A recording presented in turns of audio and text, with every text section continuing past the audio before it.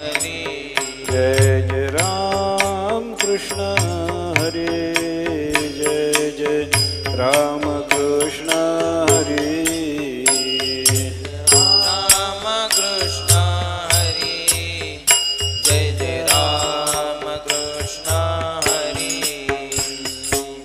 राम कृष्ण हरे जय जय राम कृष्ण हरे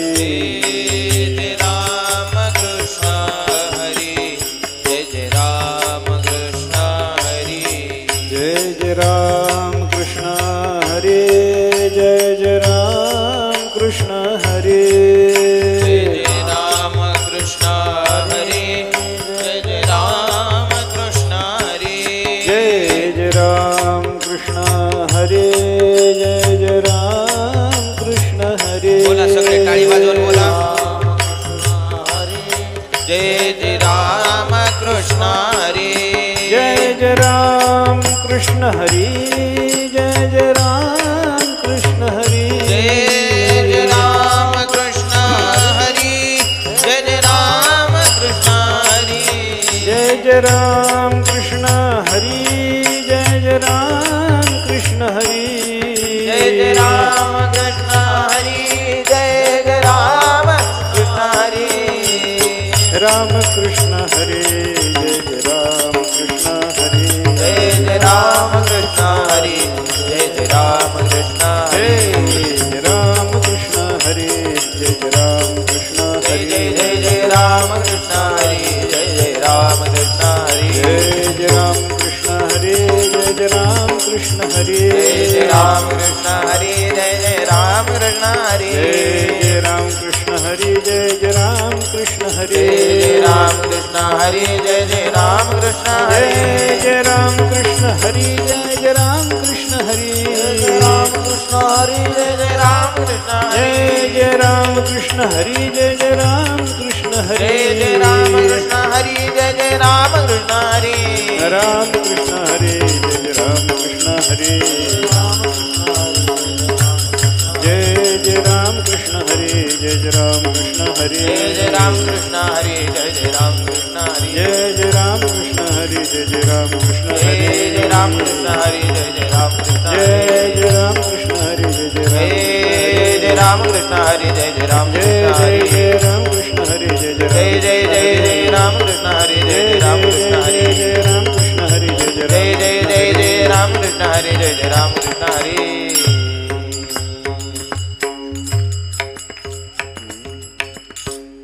बोलो आबोलणे मरुनी आजीने बोलो आबोलणे मरोनी आजीने बोलो आबोलणे मरोनी आजीने बोलो आबोलणे मरोनी आजीने बोलो आबोलणे मरोनिया जिने बोलो आबोलणे मरोनी आजीने बोलो आबोलणे मरोनी आजीने बोलो आबोलणे मरोनिया जिने बोलो आबोलणे मरोनिया जिने आसोनी नसणी आसोनी नसणी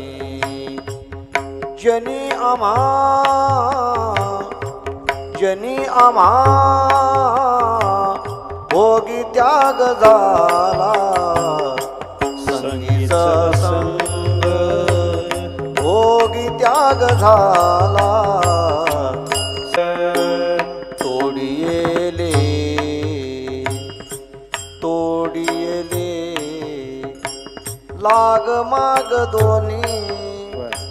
लाग माग दोन्ही भोगी त्याग झाला संगीता संग भोगी त्याग झाला संगीता संग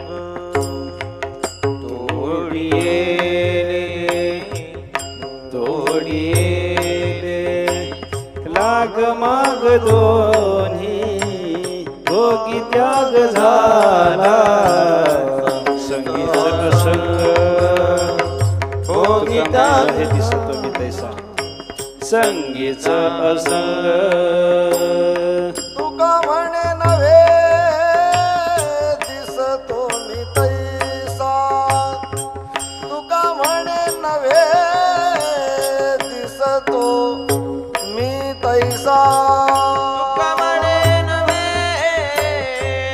दिसतो मी तैसा तुका म्हणे नव्हे दिसतो मी तैसा तुका म्हणे नव्हे दिसतो मी तैसा तुका म्हणे नव्हे दिसतो मी तैसा तुका म्हणे नव्हे दिसतो मी तैसा तुका म्हणे नव्हे दिसतो मी तैसा पुसणे ते पुसा पांडुरंगा पुसणे ते पुसा पांडुरंगा पुसणे ते पुसा पांडुरंगा पुसणे ते पुसा पांडुरंगा पुसणे ते पुसा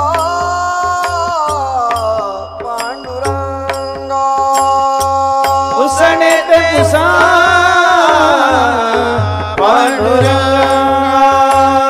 भोगी त्याग झाला संगीत असंग भोगी त्याग झाला संगीत असंग भोगी त्याग झाला संगीत असंग भोगी त्याग झाला संगीत असंग तोडी येले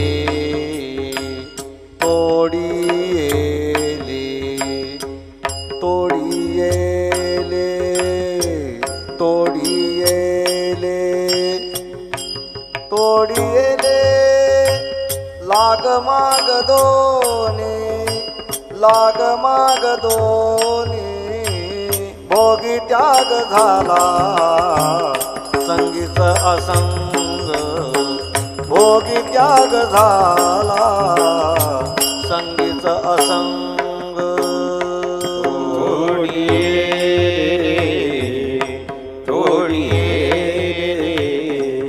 लाग माग दोन्ही लाग माग दोन्ही भोगी त्याग झाला संगीत असंग भोगी त्याग झाला संगीत पुंडलीक वरदा हरी विठ्ठल श्री ज्ञानदेव तुकाराम सद्गुरु गुंडा महाराज की जय सद्गुरु ज्ञानी भक्ताच्या संबंधानं वर्णन करत असताना परमात्म्याने सांगितलं की तो भक्त मला अधिक आवडतो यो मद्भक्तस्य मे प्रियः यो मद्भक्तस्य मे प्रियः भक्तिमान मी प्रियो न रहा असा जो भक्त आहे तो माझा अतिशय आवडता आहे असा जो भक्त आहे तो माझा आवडता आहे अशा पद्धतीची जी भगवंताची भाषा आहे त्या भगवंताच्या भाषेला धरून ज्ञानेश्वर महाराजांनी शेवटच्या प्रसंगात भाष्य लिहिताना असं सांगितलं की बाबा त्या भक्ताच्या संबंधानं परमात्म्याच्या अंतःकरणात ती प्रीती किती आहे प्रिय आहे भक्त आवडतो परमात्म्याला भक्त आवडतो ज्ञानी भक्ताच्या विषयी परमात्म्याच्या अंतःकरणावर विशेष प्रेम आहे किती प्रेम आहे अनेक ठिकाणी वेगळ्या वेगळ्या भाषेत देवाने सांगितलेलं आहे भागवतात उद्धवाच्या समोर बोलत असताना परमात्म्याने असं सांगितलं न तथा मे प्रियतमः आत्मयोनिर न शंकरः न च संकर्षणः न श्रीही नैवात्माच यथा भवान भगवान बोलायला लागले तुमच्यासारखा भक्त महात्मा मला जेवढा आवडतो उद्धवा तेवढं मला दुसरं कोणीही आवडत नाही बाकीचे माझ्या प्रेमाचे बरेच लोक आहेत पण तुमच्या एवढं प्रेम दुसऱ्याच्या ठिकाणी नाही न तथा मे प्रियतमः आत्मयोनिही भगवंताने सांगितलं आत्मयोनी आत्मयोनी हा शब्द ब्रह्मदेवाला दिला जातो ब्रह्मदेवाला आत्मयोनी म्हणतात आत्मयोनी म्हणजे भगवान हे स्वतःच ब्रह्मदेवाची योनी आहेत म्हणजे कारण आहेत ब्रह्मदेवाला जन्म देणारे केवळ भगवानच आहेत ब्रह्मदेव भगवंताचा मुलगा आहे मुलगा असल्यामुळे भगवंताचं ब्रह्मदेवाच्या ठिकाणी विलक्षण प्रेम आहे. असू शकतं, सामान्यपणे जगाचा नियम आहे की बाबा बापाचं मुलावर प्रेम असतं. आपल्या पोटी जन्माला आलेल्या मुलावर आपलं प्रेम असतं. तसं भगवंताचं भगवंताच्या पोटी जन्माला आलेले असल्यामुळे ब्रह्मदेवावर भगवंताचं प्रेम आहे. गोष्ट खरी आहे, पण आपला मुलगा आणि भगवंताला झालेला ब्रह्मदेव नावाचा मुलगा याच्यात अंतर असं आहे की आपला मुलगा भार्येपासून होतो आणि ब्रह्मदेव मात्र भगवंताला भार्य वाचून झालेली संतती आहेत. मग भार्येपासून जन्माला आलेल्या मुलाच्या ठिकाणी जर मनुष्याचं प्रेम असत असेल तर भार्य वाचून झालेला स्वतःचा जो मुलगा त्याच्या ठिकाणी केवढं प्रेम असेल याचा विचार करा. भगवान सांगतात ब्रह्मदेव असे माझे स्वतःचे चिरंजीव असल्यामुळे ब्रह्मदेवावर माझं प्रेम आहे, पण न तथा मे प्रियतमः, तुमच्यासारखा ब्रह्मदेव सुद्धा मला प्रिय नाही. पुढे जाऊन भगवंताने असं सांगितलं की भगवान शंकराचा जर विचार केला तर भगवान शंकर माझ्या स्वरूपाशी एकरूप आहेत. हरिहरा भेद नाही, नये करू वाद. हरिहरात भेद नाही. भगवान शंकर माझ्यापेक्षा वेगळे नाहीत. मला हरी म्हणतात आणि भगवान शंकराला हर म्हणतात. हरण करणारा त्यालाच हरी म्हणतात आणि हरण करणारा त्यालाच हरही म्हणतात. हर आणि हरी या दोन्ही शब्दामध्ये असलेला ऋ धातू हरण करणे या अर्थाचा जो आहे, पापाचं हरण करणारा, कारणासह वर्तमान अज्ञानाचं हरण करणारा, संसाराचं हरण करणारा, दुःखाचं हरण करणारा, वासनेचं हरण करणारा जो कोणी परमात्मा असेल त्या परमात्म्याला हरीही म्हणतात, हरही म्हणतात. म्हणजे भगवान शंकर भगवान महाविष्णूशी एकरूप आहेत. आणि एकरूप असल्यामुळे भगवान शंकराच्या ठिकाणी माझं प्रेम आहे. भगवान बोलले आत्मयोनी म्हणजे ब्रह्मदेव मुलगा आहे म्हणून प्रेम आहे. तसं भगवान शंकराचं प्रेम व्यक्त करताना देवाने सांगितलं की ते माझं स्वरूप आहेत. आणि स्वरूप असल्यामुळे भगवान शंकराच्या ठिकाणी माझं जरी प्रेम असलं तरी भक्ताच्या विषयी माझ्या अंतःकरणात जसं प्रेम आहे न तथा मे प्रियतमः शंकरः, भगवान शंकरही मला तशा पद्धतीचे प्रिय नाहीत. न च संकर्षण. भगवान श्रीकृष्णाने पुढे बोलताना असं सांगितलं की संकर्षण म्हणजे बलराम दादा म्हणजे शेष भगवान. त्या शेष भगवंताच्या ठिकाणी बलरामाच्या ठिकाणी भाऊ म्हणून, सख्खा भाऊ म्हणून, वडील भाऊ म्हणून भगवंतांनी त्याला मोठेपणा देऊन वडील केलेला असल्यामुळं संकर्षण मोठे भाऊ, बलरामदादा मोठे भाऊ. आणि त्या संकर्षणाचं मूळ रूप जर शेष आपण विचारात घेतलं तर त्या शेषाच्या बद्दल विचार करताना शेषाने एवढी भगवंताची सेवा केली की तेवढी सेवा दुसरा कोणी करू शकत नाही. आपल्या स्वतःच्या शरीराची शय्या निर्माण करून त्या शय्येवर भगवंताला अखंड निद्रासुख देण्याची सेवा भगवान शेषाने केली. शेषासारखी सेवा दुसऱ्या कोणाची नाही आहे. पण एवढे सतत सेवेत प्रवृत्त असणारे भगवान शेष, त्या शेषाच्या ठिकाणी माझे विलक्षण प्रेम असणार, कारण त्याने मला शय्या सुख दिलेलं आहे. प्रेम असणार आहे, पण तथा न भक्तावर जेवढं प्रेम आहे तेवढे शेषावरही नाही. न श्रीही. पुढे जाऊन भगवंताने सांगितलं की श्री म्हणजे लक्ष्मी माता. लक्ष्मी माता ही माझी भार्या आहे. भार्या असल्यामुळे तिच्यावर माझं विलक्षण प्रेम आहे. बायकोवर माझं प्रेम आहे. भार्येवर प्रेम असतं, जगाचा नियम आहे, त्या नियमाला अनुसरून माझंही बायकोवर प्रेम आहे, लक्ष्मीवर प्रेम आहे. आणि लक्ष्मीला श्री हा शब्द जो लावला जातो तो श्री शब्द वापरून देवाने तिचा परिचय दिला या श्लोकामध्ये. आणि श्री शब्दाचा अर्थ काय? श्रयते इयम श्रीही, जी देवाचाच आश्रय करते तिला म्हणतात श्री. भगवंता वाचून जी दुसरीकडे राहत नाही. लक्ष्मी स्थिरावली मुकुंदी जैसी, ज्ञानोबारांनी सांगितलं की ती लक्ष्मी माता मुकुंदाच्याच ठिकाणी स्थिर होते, भगवंताच्या ठिकाणीच ती स्थिर झाली, विसावली. तिनं दुसऱ्या कोणाचा आश्रय केलाच नाही. आणि अशी सदा सर्व काळ माझाच आश्रय करून राहणारी माझी अर्धांगिनी, माझी धर्मपत्नी, अनपायिनी भार्या. आपली भार्या अपायिनी आहे आणि भगवंताची भार्या अनपायिनी आहे. अपायिनी म्हणजे सोडणारी, कधीतरी सोडते, मरणाच्या वेळेला तरी नक्कीच सोडते. ती तरी मरते, नाही तर आपल्याला तरी मरायला लावते, पण कधीतरी सोडते ना, म्हणून ती अपायिनी भार्या म्हणायचं. अपायिनी म्हणजे सोडणारी, कधीतरी सोडून राहणार, वियुक्त राहणारी. पण श्री म्हणजे लक्ष्मी माता ही परमात्म्याला कधी सोडतच नाही. बघा तुम्ही भगवंताचा कोणताही अवतार विचारात घ्या, त्या अवतारात भगवंताच्या बरोबर लक्ष्मी माता आहेच आहे. भगवान राम झाले सीता म्हणून लक्ष्मी येते. भगवान कृष्ण झाले रुक्मिणी म्हणून लक्ष्मी माता येते. ते पुराणामध्ये असं वर्णन आपल्याला पाहायला सापडतं की भगवंताचे अवतार काही केवळ गृहस्थाश्रमातच झाले काय? ब्रह्मचारी अवतार काही आहेत. मग ब्रह्मचार्याच्या रूपानं भगवान जेव्हा आले त्यावेळेला लक्ष्मी मातेनं देवाला सोडलं की नाही? वामन अवताराला परमात्मा आले, परशुराम रूपाला परमात्मा आले, ज्ञानोबाराच्या रूपानं परमात्मा आले, सोडलं की नाही मग लक्ष्मी मातेनं? असं कोणी दाखवण्याचा प्रयत्न केला तर पुराणांतरातली वर्णन अशी आपल्याला पाहायला सापडतात. दत्त रूपात भगवान जेव्हा ब्रह्मचारी म्हणून जन्माला आले, अवताराला आले, त्यावेळेला लक्ष्मी माता कामधेनूच्या रूपात त्यांच्या पाठीमागे त्यांची सेवा करायला सिद्ध आहे. वामनाच्या रूपामध्ये ब्रह्मचार्याच्या वेशात भगवान जेव्हा प्रगट झाले तेव्हा त्यांच्या हातात असलेल्या छत्राच्या रूपात वामनाला कोणत्याही प्रकारचा त्रास होऊ नये, उन्हाचा, आतपाचा किंवा थंडीचा, पावसाचा, त्याच्याकरता छत्राच्या रूपानं लक्ष्मी माता त्यांची सेवा करते. बद्रीनारायण क्षेत्राचा विचार करा. नारायण म्हणजे भगवान महाविष्णूच आहे. ते नारायण त्या ठिकाणी तपश्चर्या करायला गेले आणि त्यांची तपश्चर्या चालू असताना त्यांच्या अंगावर जेव्हा बर्फ पडायला लागला, लक्ष्मीला सांगून गेले होते तिथं यायचं नाही, तू माझी तपश्चर्या चालू असणार आहे, तिथं तपश्चर्यामध्ये तुझं काही काम नाही, त्याच्यामुळे तू इथंच राहा. वैकुंठातच तिला ठेवलं होतं आणि भगवान नारायण क्षेत्रामध्ये गेले. तिथे देवाचं तप सुरू झालं आणि ते तप चालू असताना लक्ष्मी मातेनं विचार केला की देवाला या बर्फाचा त्रास व्हायला लागला, हिमवर्षा व्हायला लागली, त्या हिमामध्ये कदाचित परमात्मा दबले जाण्याची शक्यता आहे. मग भगवंताला त्या हिमवर्षावापासून वाचवण्याकरता त्यांचं तप चालू असलेलं चालू ठेवून त्यांची सेवा जर आपल्याला काही करता आली आणि देवाच्या सेवेमध्ये देवाला काही सुख देता आलं तर द्यावं, यासाठी म्हणून तो हिमवर्षाव थांबवण्याकरता लक्ष्मी मातेनं एका बदरी वृक्षाचं म्हणजे बोराच्या झाडाचं रूप घेतलं आणि भगवंतावर छाया धरली आणि आपल्या काट्यामध्ये, पानामध्ये वरून पडणारा सगळा हिमपात तिनं अडवून धरला. म्हणजे ब्रह्मचार्याच्या रूपानं नारायण अवताराला आले तरी लक्ष्मी माता त्यांना सोडत नाही.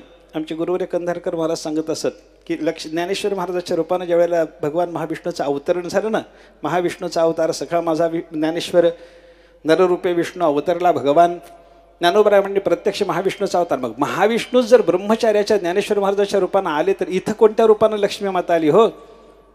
तर त्यांचं म्हणणं असं होतं की ज्ञानोबरायाच्या दारामध्ये असलेला सुवर्ण पिंपळ म्हणजे लक्ष्मी माताचं म्हण. कोणत्याही रूपानं तुम्ही या, नारायणानं कोणत्याही रूपाने आल्याच्या नंतर नारायणाला कधीही सोडून न राहणारी, भले गृहस्थाश्रमाच्या रूपात या, भले ब्रह्मचार्याच्या रूपानं या, भले मनुष्य रूपानं या, भले अन्य रूपाने या, मत्स्य रूपात परमात्मा आले, जलरूपात लक्ष्मी माता भगवंताच्या सेवेला सिद्ध झाली. वेदश्री म्हणतात त्या लक्ष्मी मातेनं वेदलक्ष्मीचं रूप धारण केलं आणि त्या वेदलक्ष्मीच्या रक्षणाकरताच मत्स्यावताराचा जर मत्स्याचा अवतार असेल तर देवाचा आश्रय लक्ष्मीनं केलाच की नाही. परत कोणत्याही रूपात बघा भगवंताला तुम्ही, तिथे लक्ष्मीचं भगवंताला सोडून न राहणं आपल्याला पाहायला सापडतं. म्हणजे ती अनपायिनी आहे, सर्व काळ देवाचा आश्रय करून राहते म्हणून तिला श्रीही म्हणतात. भगवंताने सांगितलं की ती श्री आहे, अनपायिनी आहे, सतत माझा आश्रय करून राहते. मग माझं तिच्यावर प्रेम असणार की नाही? असणार आहे. पण तिच्यावर प्रेम असलं तरीही न तथा, भक्तावर जेवढं प्रेम आहे तशा पद्धतीचं माझं श्रीवरही प्रेम नाही. आणि शेवटी भगवंताने सांगितलं नैव आत्माच, परमात्मा बोलायला लागले ब्रह्मदेवाचा विचार सोडून द्या, भगवान शंकराचा विचार सोडून द्या, संकर्षणाचा शेषाचा विचार सोडून द्या, लक्ष्मीचा विचार सोडून द्या, या सर्वापेक्षा मी माझा मला स्वतःला आवडतो असं म्हणावं लागेल की नाही? आपण स्वतःला आवडतो की नाही? आत्मा स्वतःला प्रिय आहे की नाही? पण परमात्म्याने सांगितलं माझं माझ्यावर जसं प्रेम आहे त्या प्रेमापेक्षाही अधिक प्रेम जर पाहायचं झालं तर भक्ताच्या ठिकाणी. केवढं प्रेम असेल विचार करा. हे भक्ताच्या ठिकाणी असणारं विलक्षण प्रेम ऐका. त्या प्रेमापोटी परमात्म्याने गीतेच्या 12व्या अध्यायात भक्ताची लक्षणं सांगितली, वर्णनं केली आणि अशा पद्धतीचा जो भक्त महात्मा तो मला प्रिय आहे, यो मद्भक्त समे प्रिय, हा असा जो भक्त तो मला प्रिय, तो मला प्रिय, तो मला प्रिय. किती प्रिय? आत्ता उद्धवासमोर भगवान बोलले तसा प्रिय. अजून कसा प्रिय? ज्ञानेश्वर महाराजांनी त्याचं वर्णन करत असताना सांगितलं की परमात्म्याने आपल्याला निराकार निर्गुण दशा असताना सगुण साकारता जी स्वीकारलेली आहे ती भक्ताच्या संबंधानं काहीतरी चरित्र करण्याकरता. तया संगाचे निसुरवाडे मज विदेहा देह धरणे घडे किंबहुना आवडे निरुपम. ज्ञानोबा बोलायला लागले भगवंताच्या मुखातून, तो भक्त महात्मा मला निरुपम आवडतो, फार आवडतो. भक्ताच्या विषयीच्या आवडीला मला उपमा देता येत नाही असं देवाने सांगितलं. मला कसा आवडतो ही उपमा देऊन नाही. भगवंतानी एकदा ते सगळ्या राण्यांनी श्रीकृष्ण परमात्म्याला विचारलं होतं, म्हणे देवा मी तुम्हाला आवडते. आता कोणती बायको विचारायला लागल्यानंतर नवरा तू आवडत नाहीस म्हणेल.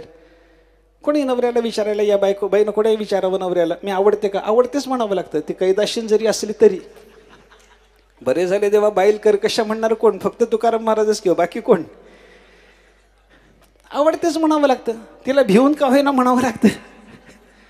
तसं भगवान श्रीकृष्ण परमात्म्याच्या समोर 16,108 राण्या एका दिवशी उपस्थित झाल्या. देवाला त्यांनी विचारायला सुरुवात केली, देवा मी आवडतेस म्हणे, मी आवडतेस म्हणे. देवा मग सांगा ना माझ्याविषयीची आवड कशी, तू कशी मी कशी आवडते सांगा ना.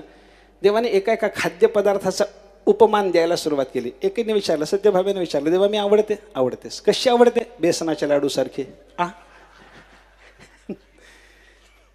मित्रविंद्यानं विचारलं, देवा मी आवडते कशी आवडतेस, गुलाबजाम सारखे. आता किती सांगू, 16,108 नावं. मला पदार्थाची कुठं पाठ आहे, ते भगवान आहेत सर्वज्ञ, ते काढतील नवीन पदार्थ, मला कुठे काढता येतील. ते देवाने सर्वाचं असं वर्णन जेव्हा सुरू केलं तेव्हा शेवटी रुक्मिणी मातेनं विचारलं, देवा माझं प्रेम ऐकावं. आहे म्हणे रुक्मिणी, आहे. माझं कसं प्रेम आहे देवा. देवाने सांगितलं, तू मिठासारखी आवडतेस म्हणे. आता मिठासारखी हे बाकीच्या गोड पदार्थाच्या तुलनेत मिठाचं उपमान दिलेलं सहन होईल का. रुक्मिणी एकदम रुसल्यावर देवाने विचारलं, रुसायला काय झालं ते सांगितलं त्यानं. मला तुम्ही मिठासारखं म्हणाल, बाकी कुणाला गुलाबजाम म्हणता, कुणाला बुंदीचा लाडू, कुणाला जिलबी, कुणाला बेसनाचा लाडू, आणि मला मात्र मीठ, मी मिठासारखी आवडते असं कसं म्हणाला. देवाने सांगितलं, रुक्मिणी तुला कळालं नाही म्हणे. अगं मिठाचं काय महत्व आहे तुला सांगू का म्हणे. देवाने काय केलं, दुसऱ्या दिवशी आपल्या आचार्याला सांगितलं की स्वयंपाक करत असताना एकाही पदार्थात मीठ घालायचं नाही. आणि आज मला रुक्मिणी सहज जेवण करायचं आहे. दोघं नवरा बायको बसून जेवणार आहोत. जेवायला बसल्याच्या नंतर भगवंतांनी जेवण सुरू केलं. रुक्मिणी मातेने एक घास खायला सुरुवात केली. एकातही मीठ नाही हे पाहिल्यानंतर त्या स्वयंपाकावर खेकसली. म्हणे असं कळत कसं नाही तुला, भगवान जेवायला बसले, एकाही पदार्थामध्ये मीठ नाही. भगवंताने सांगितलं, असू दे ना रुक्मिणी, तेने न्याय आहे. अन्न पदार्थात मीठ नसलेलं पाहिल्याच्या नंतर रुक्मिणी मातेला जेव्हा ते अन्न रुचकर लागलं नाही तेव्हा देवाने सांगितलं, प्रत्येक पदार्थ रुचकर होण्याकरता मीठ लागतं ना, लागतं. त्याच पद्धतीनं सर्व राण्यांच्या विषयीचं प्रेम रुचकर व्हायचं असेल तर तुझी गरज आहे म्हणे रुक्मिणी, तर सगळ्या राण्या मला रुचतात. आता बरं वाटेल की नाही रुक्मिणीला सांगा, बरं वाटतं. मग तुम्ही काय म्हणता तुमच्या बायकोला, तर गुलाबजाम म्हणता का मीठ म्हणता तेही सांगा एकदा.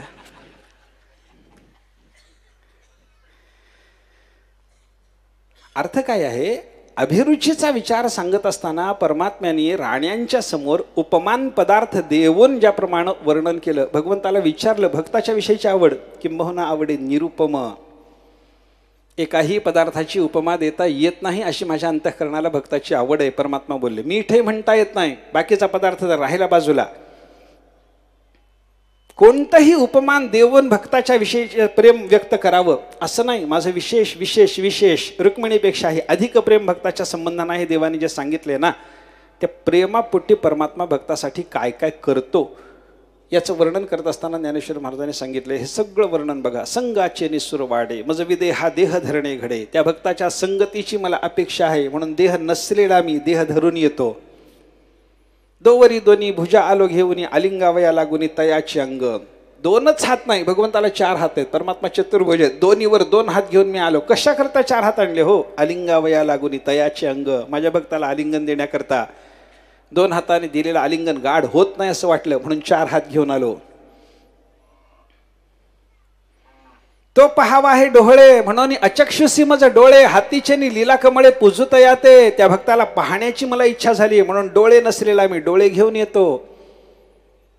एका हातामध्ये मी कमळ घेऊन येतो. कशा करता हे कमळ आणलंय, भक्त भेटल्याबरोबर त्या भक्ताला ते कमळ समर्पण करून त्याची पूजा करायची. ज्ञानोबाराय भेटले, परमात्मा कमळ डोक्यावर ठेवून देतो. तो कोवाराय भेटले, परमात्मा कमळ समर्पण करून त्यांची पूजा करतो.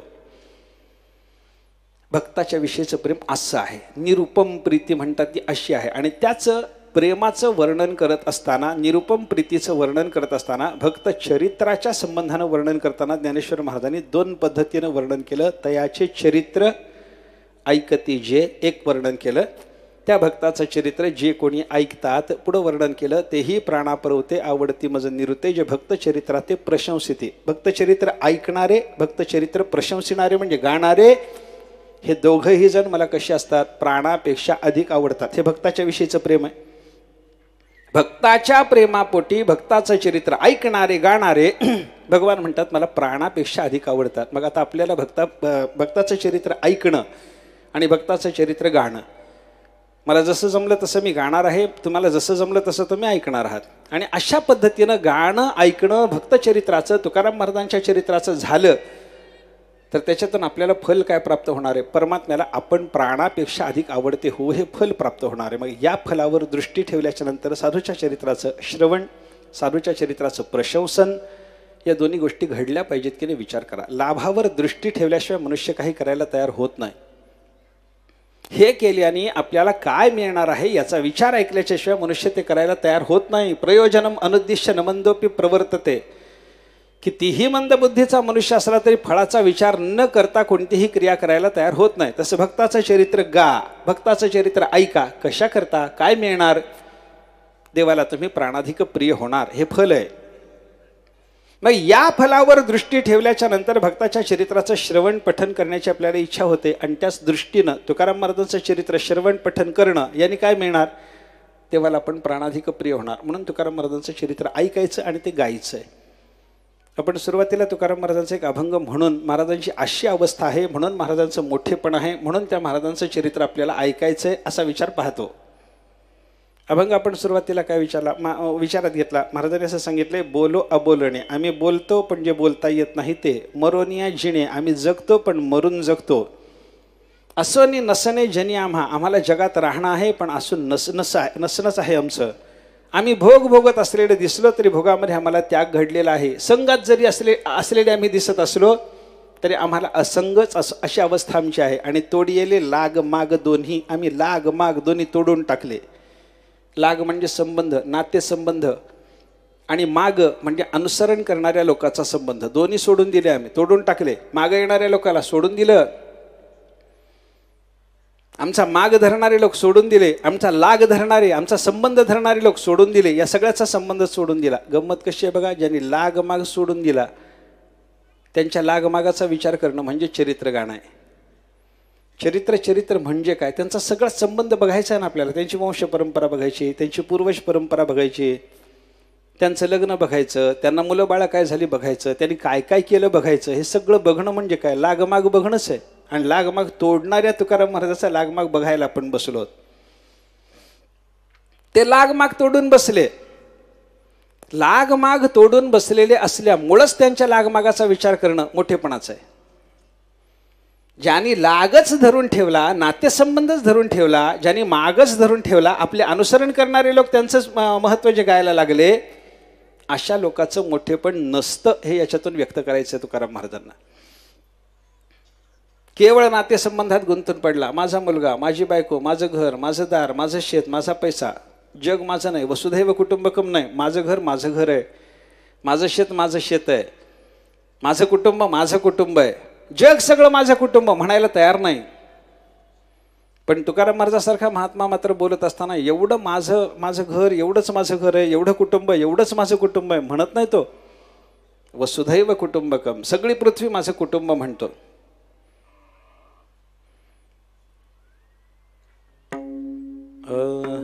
आमुचा स्वदेश भुवन त्रयामध्ये वास, भुवन त्रयामध्ये वास, भुवन त्रयामध्ये वास.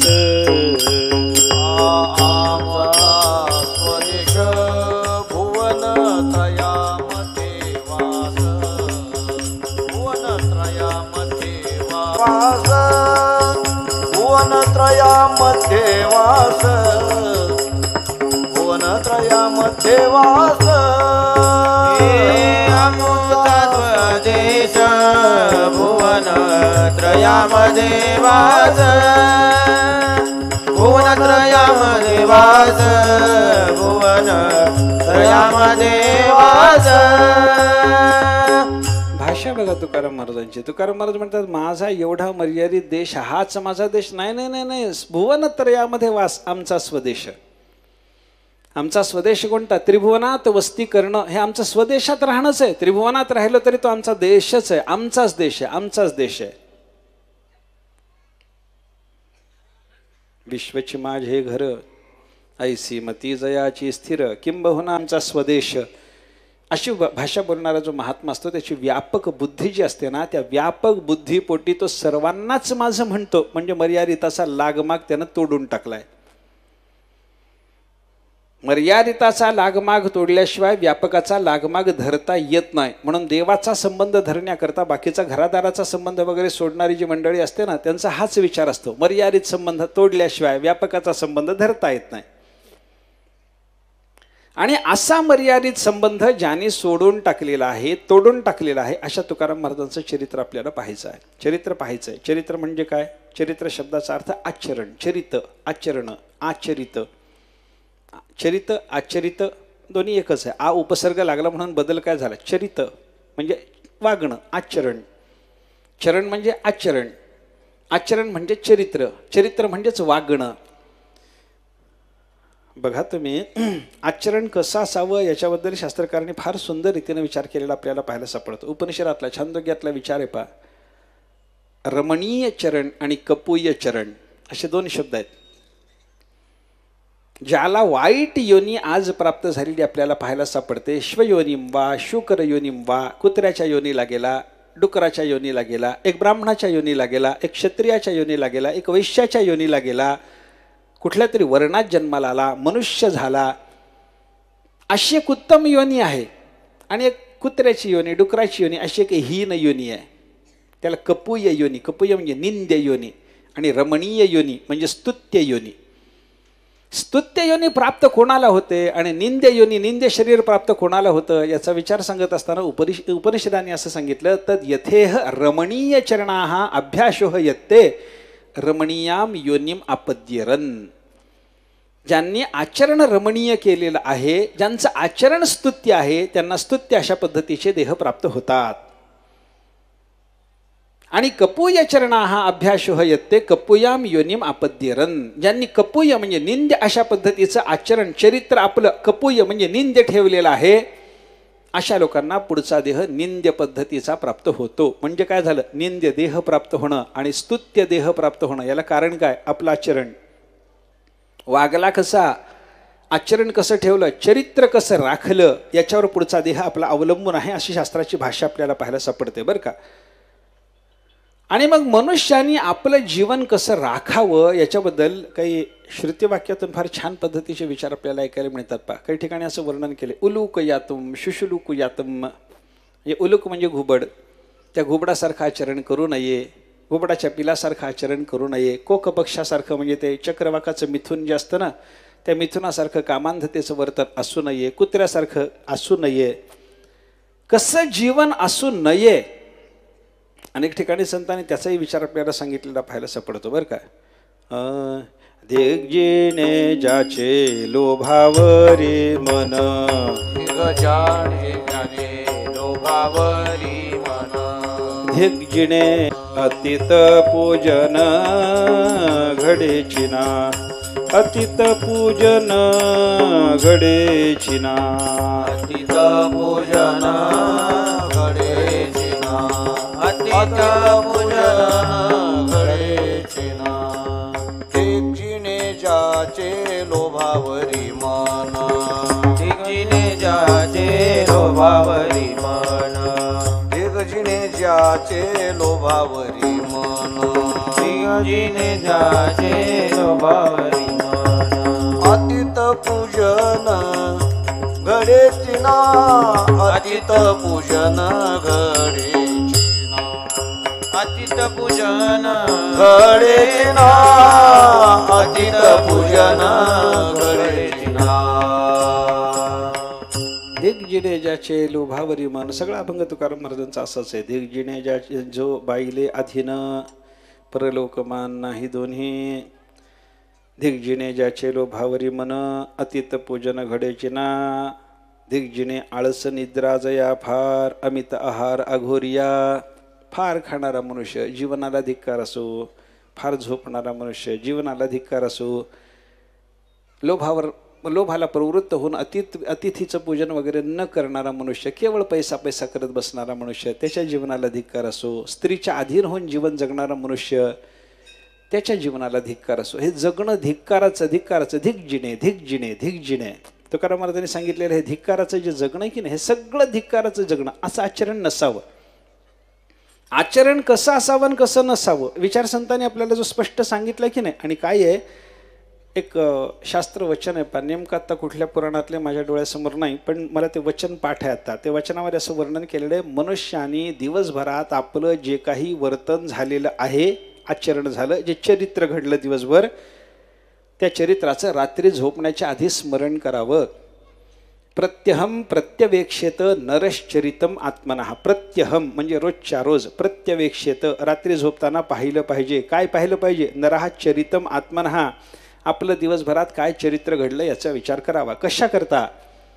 मी काय काय वागलो हे डोळ्यासमोर आणून मनुष्याने त्याच्यातून विभागणीनं असं लक्षात घेतलं पाहिजे. किन्नुमे पशुभिस्तुल्यम किंवा सत्पुरुषैहि इति. माझ्या आजच्या आचरणामध्ये मी जनावरासारखा काय वागलो आणि माझ्या आजच्या आचरणामध्ये मी सत्पुरुषासारखा काय वागलो. विभागानं बघत चला, रोज रोज बघत चला. आणि रोज रोज बघण्याचा परिणाम काय होईल? रोज रोज रोज रोज जर आपल्यासमोर आपल्या आचरणातलं पशु आचरण आलं, त्या पशु आचरणाचा हळूहळू त्याग करता येईल. रोज रोज रोज रोज आपल्या जीवनातलं सत्पुरुषाचं आचरण आपल्या डोळ्यासमोर जर आलं तर ते वाढवता वाढवता सत्पुरुषाची अवस्था प्राप्त करून घेता येईल. म्हणून काय करा? रोज रोज आपलं दिवसभरातलं चरित्र आठवा. देवाचं चरित्र जसं आठवायचं रात्री झोपताना, संताचं चरित्र जसं आठवायचं तसं आपलंही चरित्र आठवलं पाहिजे. आज दिवसभरात मी काय वागलो, माझ्या वागण्यामध्ये चूक काय घडली, मी वागलो ते आणि त्याचं चिंतन करत असताना कोणत्याही विकाराला वश होऊन ते चिंतन करायचं नाही. आपलं आपलं आत्मपरीक्षण करत असताना माणसाने आपला अहंकार, काम, क्रोध कोणताही विकार आडवा येऊ द्यायचा नाही. एखाद्या माणसावर जर आपण खेकसलेले असू, विनाकारण रागावलेली असू, तर त्याला रागावलेलं आपण विचारात घेताना त्याच्याविषयी जगात व्यक्त करत असताना काय मत व्यक्त करायचं असेल ते करा. पण आपण जर एखाद्यावर खेकसलेले असू तर ते आपलं खेकसणं, आपलं त्या माणसाशी कशाही पद्धतीचं झालेलं वर्तन हे योग्य की अयोग्य रात्री झोपताना विचार झालाच पाहिजे. आपलं आपण ते पाहिलं पाहिजे. आपण रागावलो, त्याला योग्य झालं का अयोग्य झालं, त्याचा खराच दोष होता का मी विनाकारण त्याच्यावर रागावलो. माझ्याकडून एखाद्या वस्तूच्या संबंधानं लोभ व्यक्त होत असताना तो लोभ व्यक्त होणं योग्य होतं की अयोग्य होतं चिंतन केलं पाहिजे माणसाने. समजा आता इथं आपण प्रवचनाला किंवा तुमचं सोडून द्या, मीच बसलो इथं प्रवचनाला आणि प्रवचनाला बसल्या बसल्या समजा मला हा लोड आवडला, ही चादर आवडली, हा गालिचा आवडला आणि याच्यातला हळूच काहीतरी मी उठून जाता जाता उचलून नेलं. तुम्ही काय नको म्हणता? मला सांगा की काय नको म्हणता का हो म्हणता? सांगा ना जरा एकदा तुमचं म्हणणं काय, सांगा की. जाऊ द्या, बाकी योग्य अयोग्य मी सांगणारच आहे नंतर. मी हे समजा याच्यातलं काहीतरी उचलून नेलं, याच्या मला लोभ निर्माण झाला आणि मी हे उचलून नेलं, हाही लोभच आहे. आणि मला समजा जाता जाता इथं पालखीत विराजमान असलेल्या सद्गुरू गुंडा महाराजांच्या चरणाला समर्पण झालेली एखादी तुळशीची मंजिरी तेवढी आवडली आणि तेवढी तुळशीची मंजिरी मी प्रसाद म्हणून हळूच उचलून माझ्या खिशात ठेवली, घरी घेऊन गेलो. लोभच आहे. पण रात्री विचार करत असताना मी गालिचा उचलून आणला हा लोभ, आणि आज मी तुळशीदळ गुंडा महाराजांच्या चरणाला समर्पण झालेलं उचलून आणलं हा लोभ. या दोन लोभाचा विचार करत असताना एक आचरण लोभाचंच पण पशुतुल्य आणि एक आचरण लोभाचं जरी असलं तरी सत्पुरुषाचं आचरण आहे. हे मला लक्षात आलं पाहिजे आणि याचा विचार विवेकानं करता आला पाहिजे. विकार वश्यतेनं विचार नको आहे. कोणताही विकार आडवा येऊ द्यायचा नाही. कोणत्याही विकारात आचरण घडलेलं विकाराचं जरी असलं तरी त्या विकाराच्या आचरणामध्ये सुद्धा विवेकानं चिंतन झालं पाहिजे. माझ्या अंतःकरणात काम निर्माण झाला, तो काम जगाविषयी निर्माण झालाय का माझ्या अंतःकरणात निर्माण झालेला काम गोपिकासारखा भगवंताच्या संबंधानं निर्माण झालाय? चिंतन करता येतं ना. राधेच्याही अंतःकरणात कामच निर्माण झाला आणि एखाद्या वेश्येच्या अंतःकरणातही कामच निर्माण झाला, पण राधेच्या अंतःकरणातला काम परमात्मविषयक असेल. काम तो कामना भोगीत असे देवा, असा जर काम असेल तर त्या कामाचं चिंतन करत असताना त्याला भक्ती म्हणावं लागतं. आणि वेश्येच्या अंतःकरणात एखाद्या पुरुषाच्या संबंधाने निर्माण झालेल्या कामाला कामच म्हणावं लागतं, विकार म्हणावं लागतं, दुर्विकार म्हणावं लागतं, हीन विकार म्हणावं लागतं. हा विवेक कळाला पाहिजे. माझ्या अंतःकरणात निर्माण झालेला काम योग्य का अयोग्य, माझ्या अंतःकरणातला अभिमान अहंकार योग्य की अयोग्य. एखादा माणूस बोलून जातो, अभिमानानं एखादा माणूस बोलून जातो, माझं असं आहे माझं तसं आहे म्हणून बोलून जातो, पण ते बोलून आपण जे गेलेले आहो, मी म्हणून जे आपण बोलणं केलं, ते मी म्हणून केलेलं बोलणं योग्य की अयोग्य. मी म्हणून आपला परिचय देत असताना किंवा मी म्हणून अहंकारानं बोलत असताना आपला अहंकार कुठं झुकला, संसाराकडे झुकला का परमात्म्याकडे झुकला, आपल्याला पाहता आलं पाहिजे. मी कोण आहे, मी कोण आहे, मी म्हणून बोलत असताना मी कोण म्हणून बोललो. आलो म्हणे तुका मी नामाचा धारक, आलो म्हणे तुका मी नामाचा धारक, आलो म्हणे तुका मी नामाचा धारक, आलो म्हणे तुका मी नामाचा धारक एकंदर शिका एकंदर शिका पाठविला ते लोका पाठविला ते लोका आलो म्हणे तुका मी नामाचा धारक आलो म्हणे तुका मी नामाचा धारक आलो म्हणे तुका मी नामाचा धारक मी कोण? मी नामाचा धारक. मी कोण? मी एक अमुक एक राजा. मी नामाचा धारक. ही जर भावना आली, जे अहंकार वाहत अंगी आम्ही हरीचे भूषावया लागी. ज्ञानोबारांनी वर्णन केल्याप्रमाणे अहंकारच वाहतात, पण आम्ही हरीचे, आम्ही भक्त, असा अहंकार वाहतात. आपला अहंकार संसाराकडे झुकला, आपला अहंकार निंद्य वस्तूकडे झुकला का आपला अहंकार परमात्म्याकडे झुकला? आपला काम जगाकडे झुकला का देवाकडे झुकला? आपला क्रोध जगाकडे झुकला का देवाकडे झुकला? भक्तही रागावतात, सामान्य संसारी मनुष्यही रागावतो. कितीतरी क्रोधाची उदाहरणं आपल्याला अशी दाखवता येतील की भक्त महात्मा परमात्म्यावर रागावला, कितीतरी रागावले, संतापून बोलले. धिंद धिंद तुझ्या करीने चिंधड्या इथपर्यंत तुका या बंधूची भाषा आहे. देवा तुझ्या चिंध्या करून टाकतो म्हणे, ये माझ्यासमोर. माझ्या भावाला तो नेलं ना, तुझ्या चिंध्या करून टाकतो, ये समोर. तुका या बंधू असं बोलले, पण ते धिंद तुझ्या करीने चिंधड्या म्हणणाऱ्या तुका या बंधूचे बोल हे विकाराचे आहेत का देवाच्या संबंधाचा अतिशय प्रेम व्यक्त करणारे? चिंतन करा ना. जनाबाईने थोड्या शिव्या देवाला वाहिल्या नाहीत, शिव्याची लाखोली आहे जनाबाईकडे. तुझं मढं गेलं म्हणते जनाबाई. अरे विठ्या, मूळ मायेच्या कार्ट्या, तुझं गेलं मढं, तुला पाहून काळ रड, तुझी रान रंडकी झाली, जन्म सावित्री चुडाली आली, उभी राहून अंगणी शिव्या देते जासी जणी. एवढं कर दात खाऊन शिव्या द्यायला जनाबाई काही प्रेमानं शिव्या देते की क्रोधानं शिव्या देते? हो, क्रोध आहे. किती राग. तुकाराम महाराजांचं असंच झालं. एकदा भांड देवाला भांडले, भांडणं झाल्याच्या नंतर विचाराला, अरे देवा म्हणे, हे माझं भांडणं ऐकून एखाद्या वेळेला मरून जाशील म्हणे, आत्महत्या करशील, जाशी एखादा मरून, पाठी लागेल हे जन. मी संत मंडळी माझ्या पाठीमागे लागेल, आमच्या देवाच्या का जीवावर उठलास बाबा म्हणून. नाही म्हणे, आता तुला आशीर्वाद देतो, आता आशीर्वाद माझा असो सुखी नांद. हे काय आहे? तुकाराम महाराजांचा क्रोध आहे. कितीतरी ठिकाणी महाराजांचा क्रोध पाहायला सापडतो, कितीतरी ठिकाणी महाराजांचा लोभ पाहायला सापडतो, कितीतरी ठिकाणी महाराजांचा काम पाहायला सापडतो. हे पाहिजे.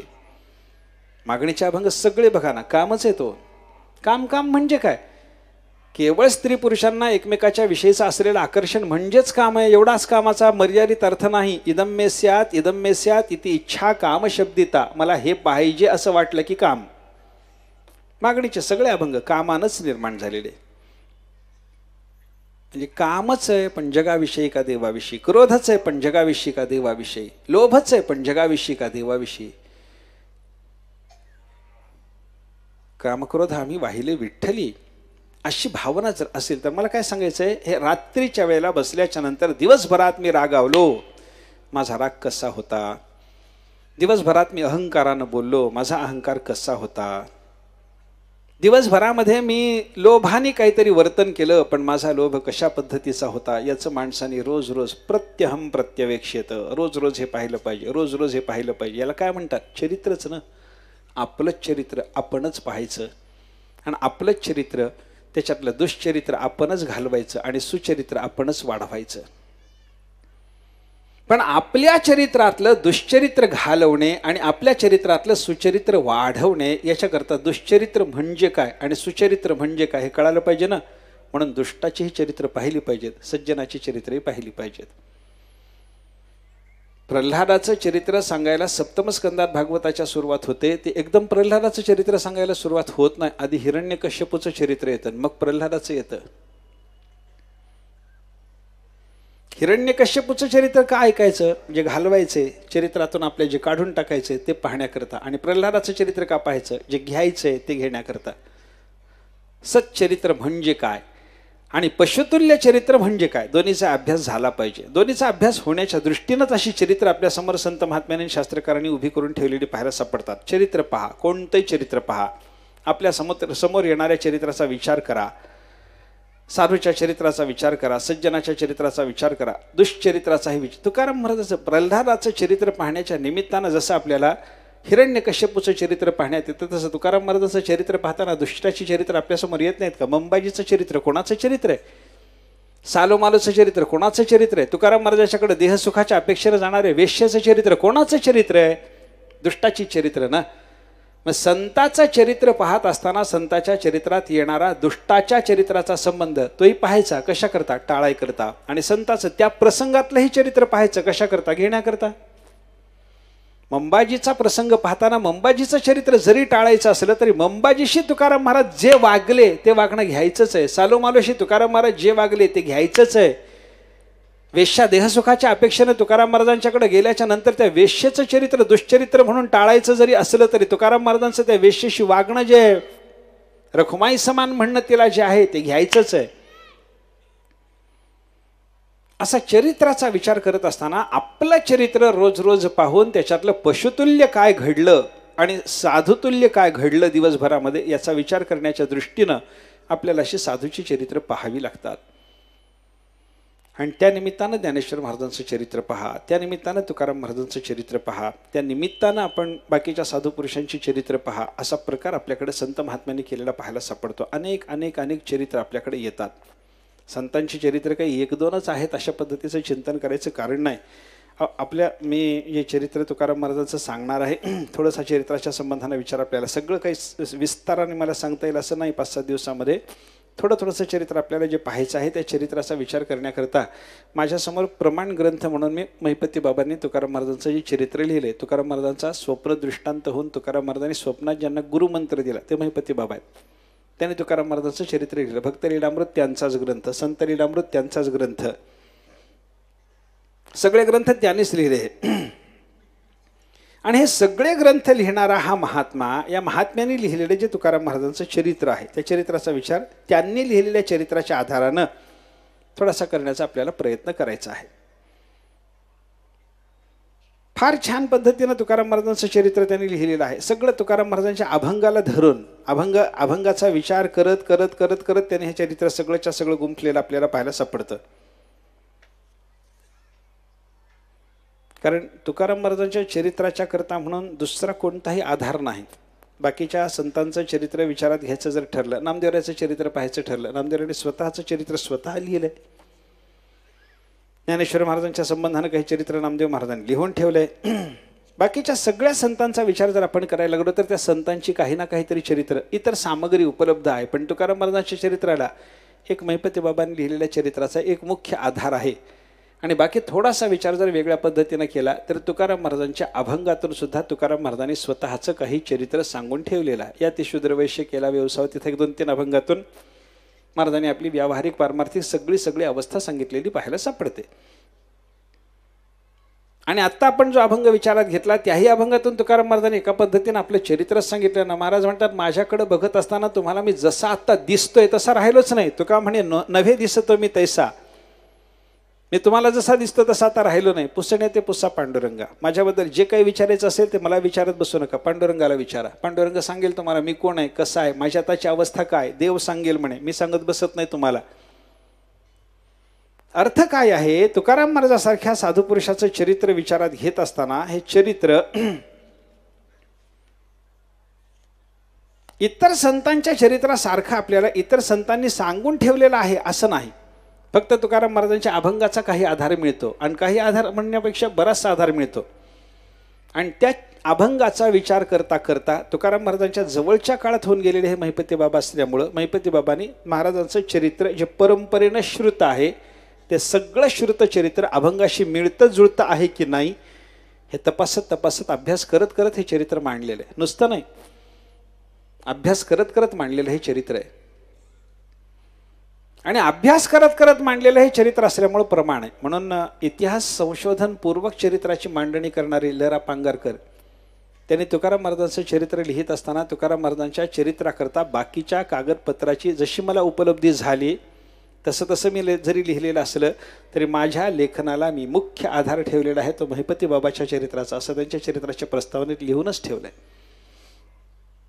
म्हणजे एका इतिहास संशोधकाला सुद्धा मान्य होईल अशा पद्धतीची मांडणी महिपती बाबा करतात. ही महत्त्वाचं आहे. काय चरित्र लिहित असताना भावनेनं चरित्र लिहिणं आणि जसंच्या तसं यथार्थ रीतीनं चरित्र जाणून ते मांडण्याचा प्रयत्न करणं याच्यात अंतर आहे. एखाद्या मोठ्या माणसाच्या संबंधानं आपल्या अंतःकरणात आदर जर असला तर त्याचं चरित्र मांडत असताना आपण खूप गौरवाने ते मांडतो, पण ते तसं तेवढं गौरवाचं आहे की नाही हे माहिती नसतं. पण एखादा महात्मा इतिहासाच्या तथ्याला महत्त्व देऊन जर लिहित असेल, पडताळून पाहून जर लिहित असेल, तर ते पडताळून पाहून लिहित असताना जे लिहिलं चाललंय ते वस्तुस्थितीला धरून आहे की नाही हे पाहत पाहत त्याला लिहायचं जेव्हा काम पडतं ना, तेव्हा त्यानं लिहिलेलं जे असतं ते प्रमाणभूत चरित्र असतं. तसं महिपतजी बाबांनी लिहिलेलं चरित्र प्रमाणभूत असण्याचं हे एक कारण आहे. त्यांनी तुकाराम महाराज माझे गुरु नाही एवढ्याकरता मी लिहितो असं नाही. तुकाराम महाराजांनी लिहिलेलं जे स्वतःचं चरित्र आहे त्या चरित्राशी मला ठाऊक असलेलं जे चरित्र आहे ते मिळतं जुळतं आहे की नाही, जुळत जर नसेल ठेवा बाजूला, हे जुळतं ना घ्या. अशा पद्धतीनं विवेकानं चरित्राचं ग्रहण करत करत महिपती बाबांनी लिहिलेलं हे चरित्र असल्यामुळे या चरित्राला विशेष महत्त्व आहे. आणि असं चरित्र महिपती बाबा तुकाराम महाराजांच्या संबंधानं मोठ्या दिव्यतेनं या सगळ्या ग्रंथातून मांडत असलेले आपल्याला दिसतात. महाराजांचं चरित्र मोठंच विलक्षण आहे, मोठंच विलक्षण आहे. या चरित्रामध्ये नाही काय सांगा ना.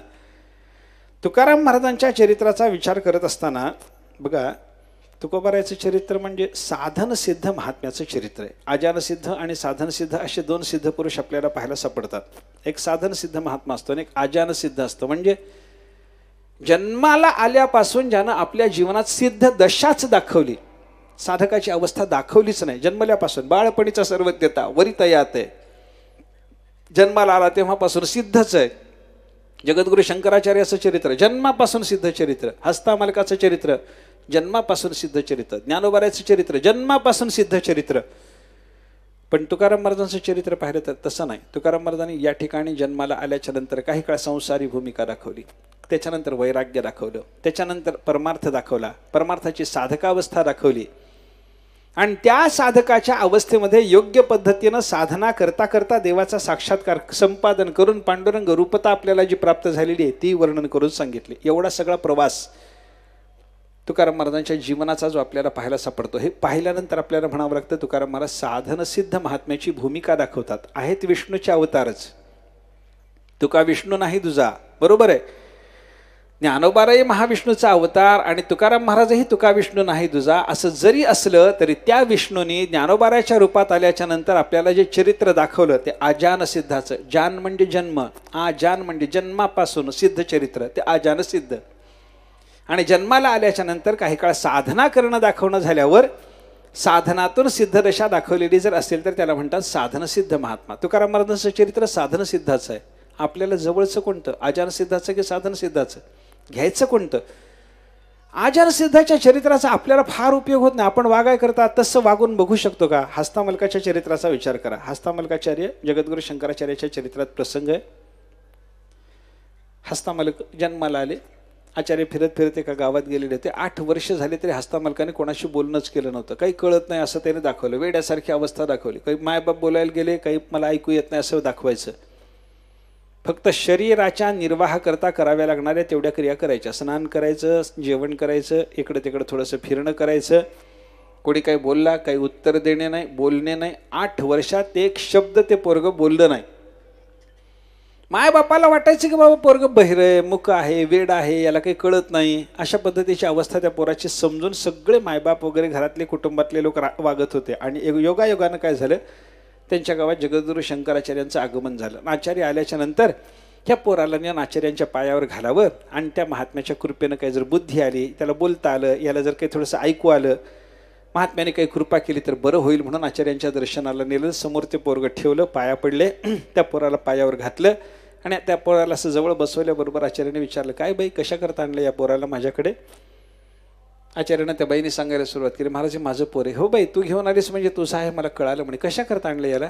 बसलात तुम्ही, काहीतरी विचारायचं असं मला वाटतं, कशा करता याला माझ्याकडे आणलंय? महाराज हे पोरगं बोलत नाही, याला ऐकू येत नाही, याला काही कळत नाही, याला बुद्धी नाही. नाना उपाय झाले, आध्यात्मिक आधिभौतिक आधिदैविक सगळे उपाय करून झाले, पण हे पोरगं कोणत्याही प्रकारची क्रिया करत नाही, याला काही बुद्धी नाही असं आम्हाला वाटतं, कृपा करा कृपा करा. तुमची जर कृपा झाली तर या पोराला काहीतरी बोलता येईल, या पोराला काहीतरी ऐकू येईल, या पोराला काहीतरी बुद्धी येईल असं वाटतं, म्हणून याच्यावर आशीर्वाद द्या, याच्यावर कृपा करा. आचार्याने त्या पोराकडे पाहिलं.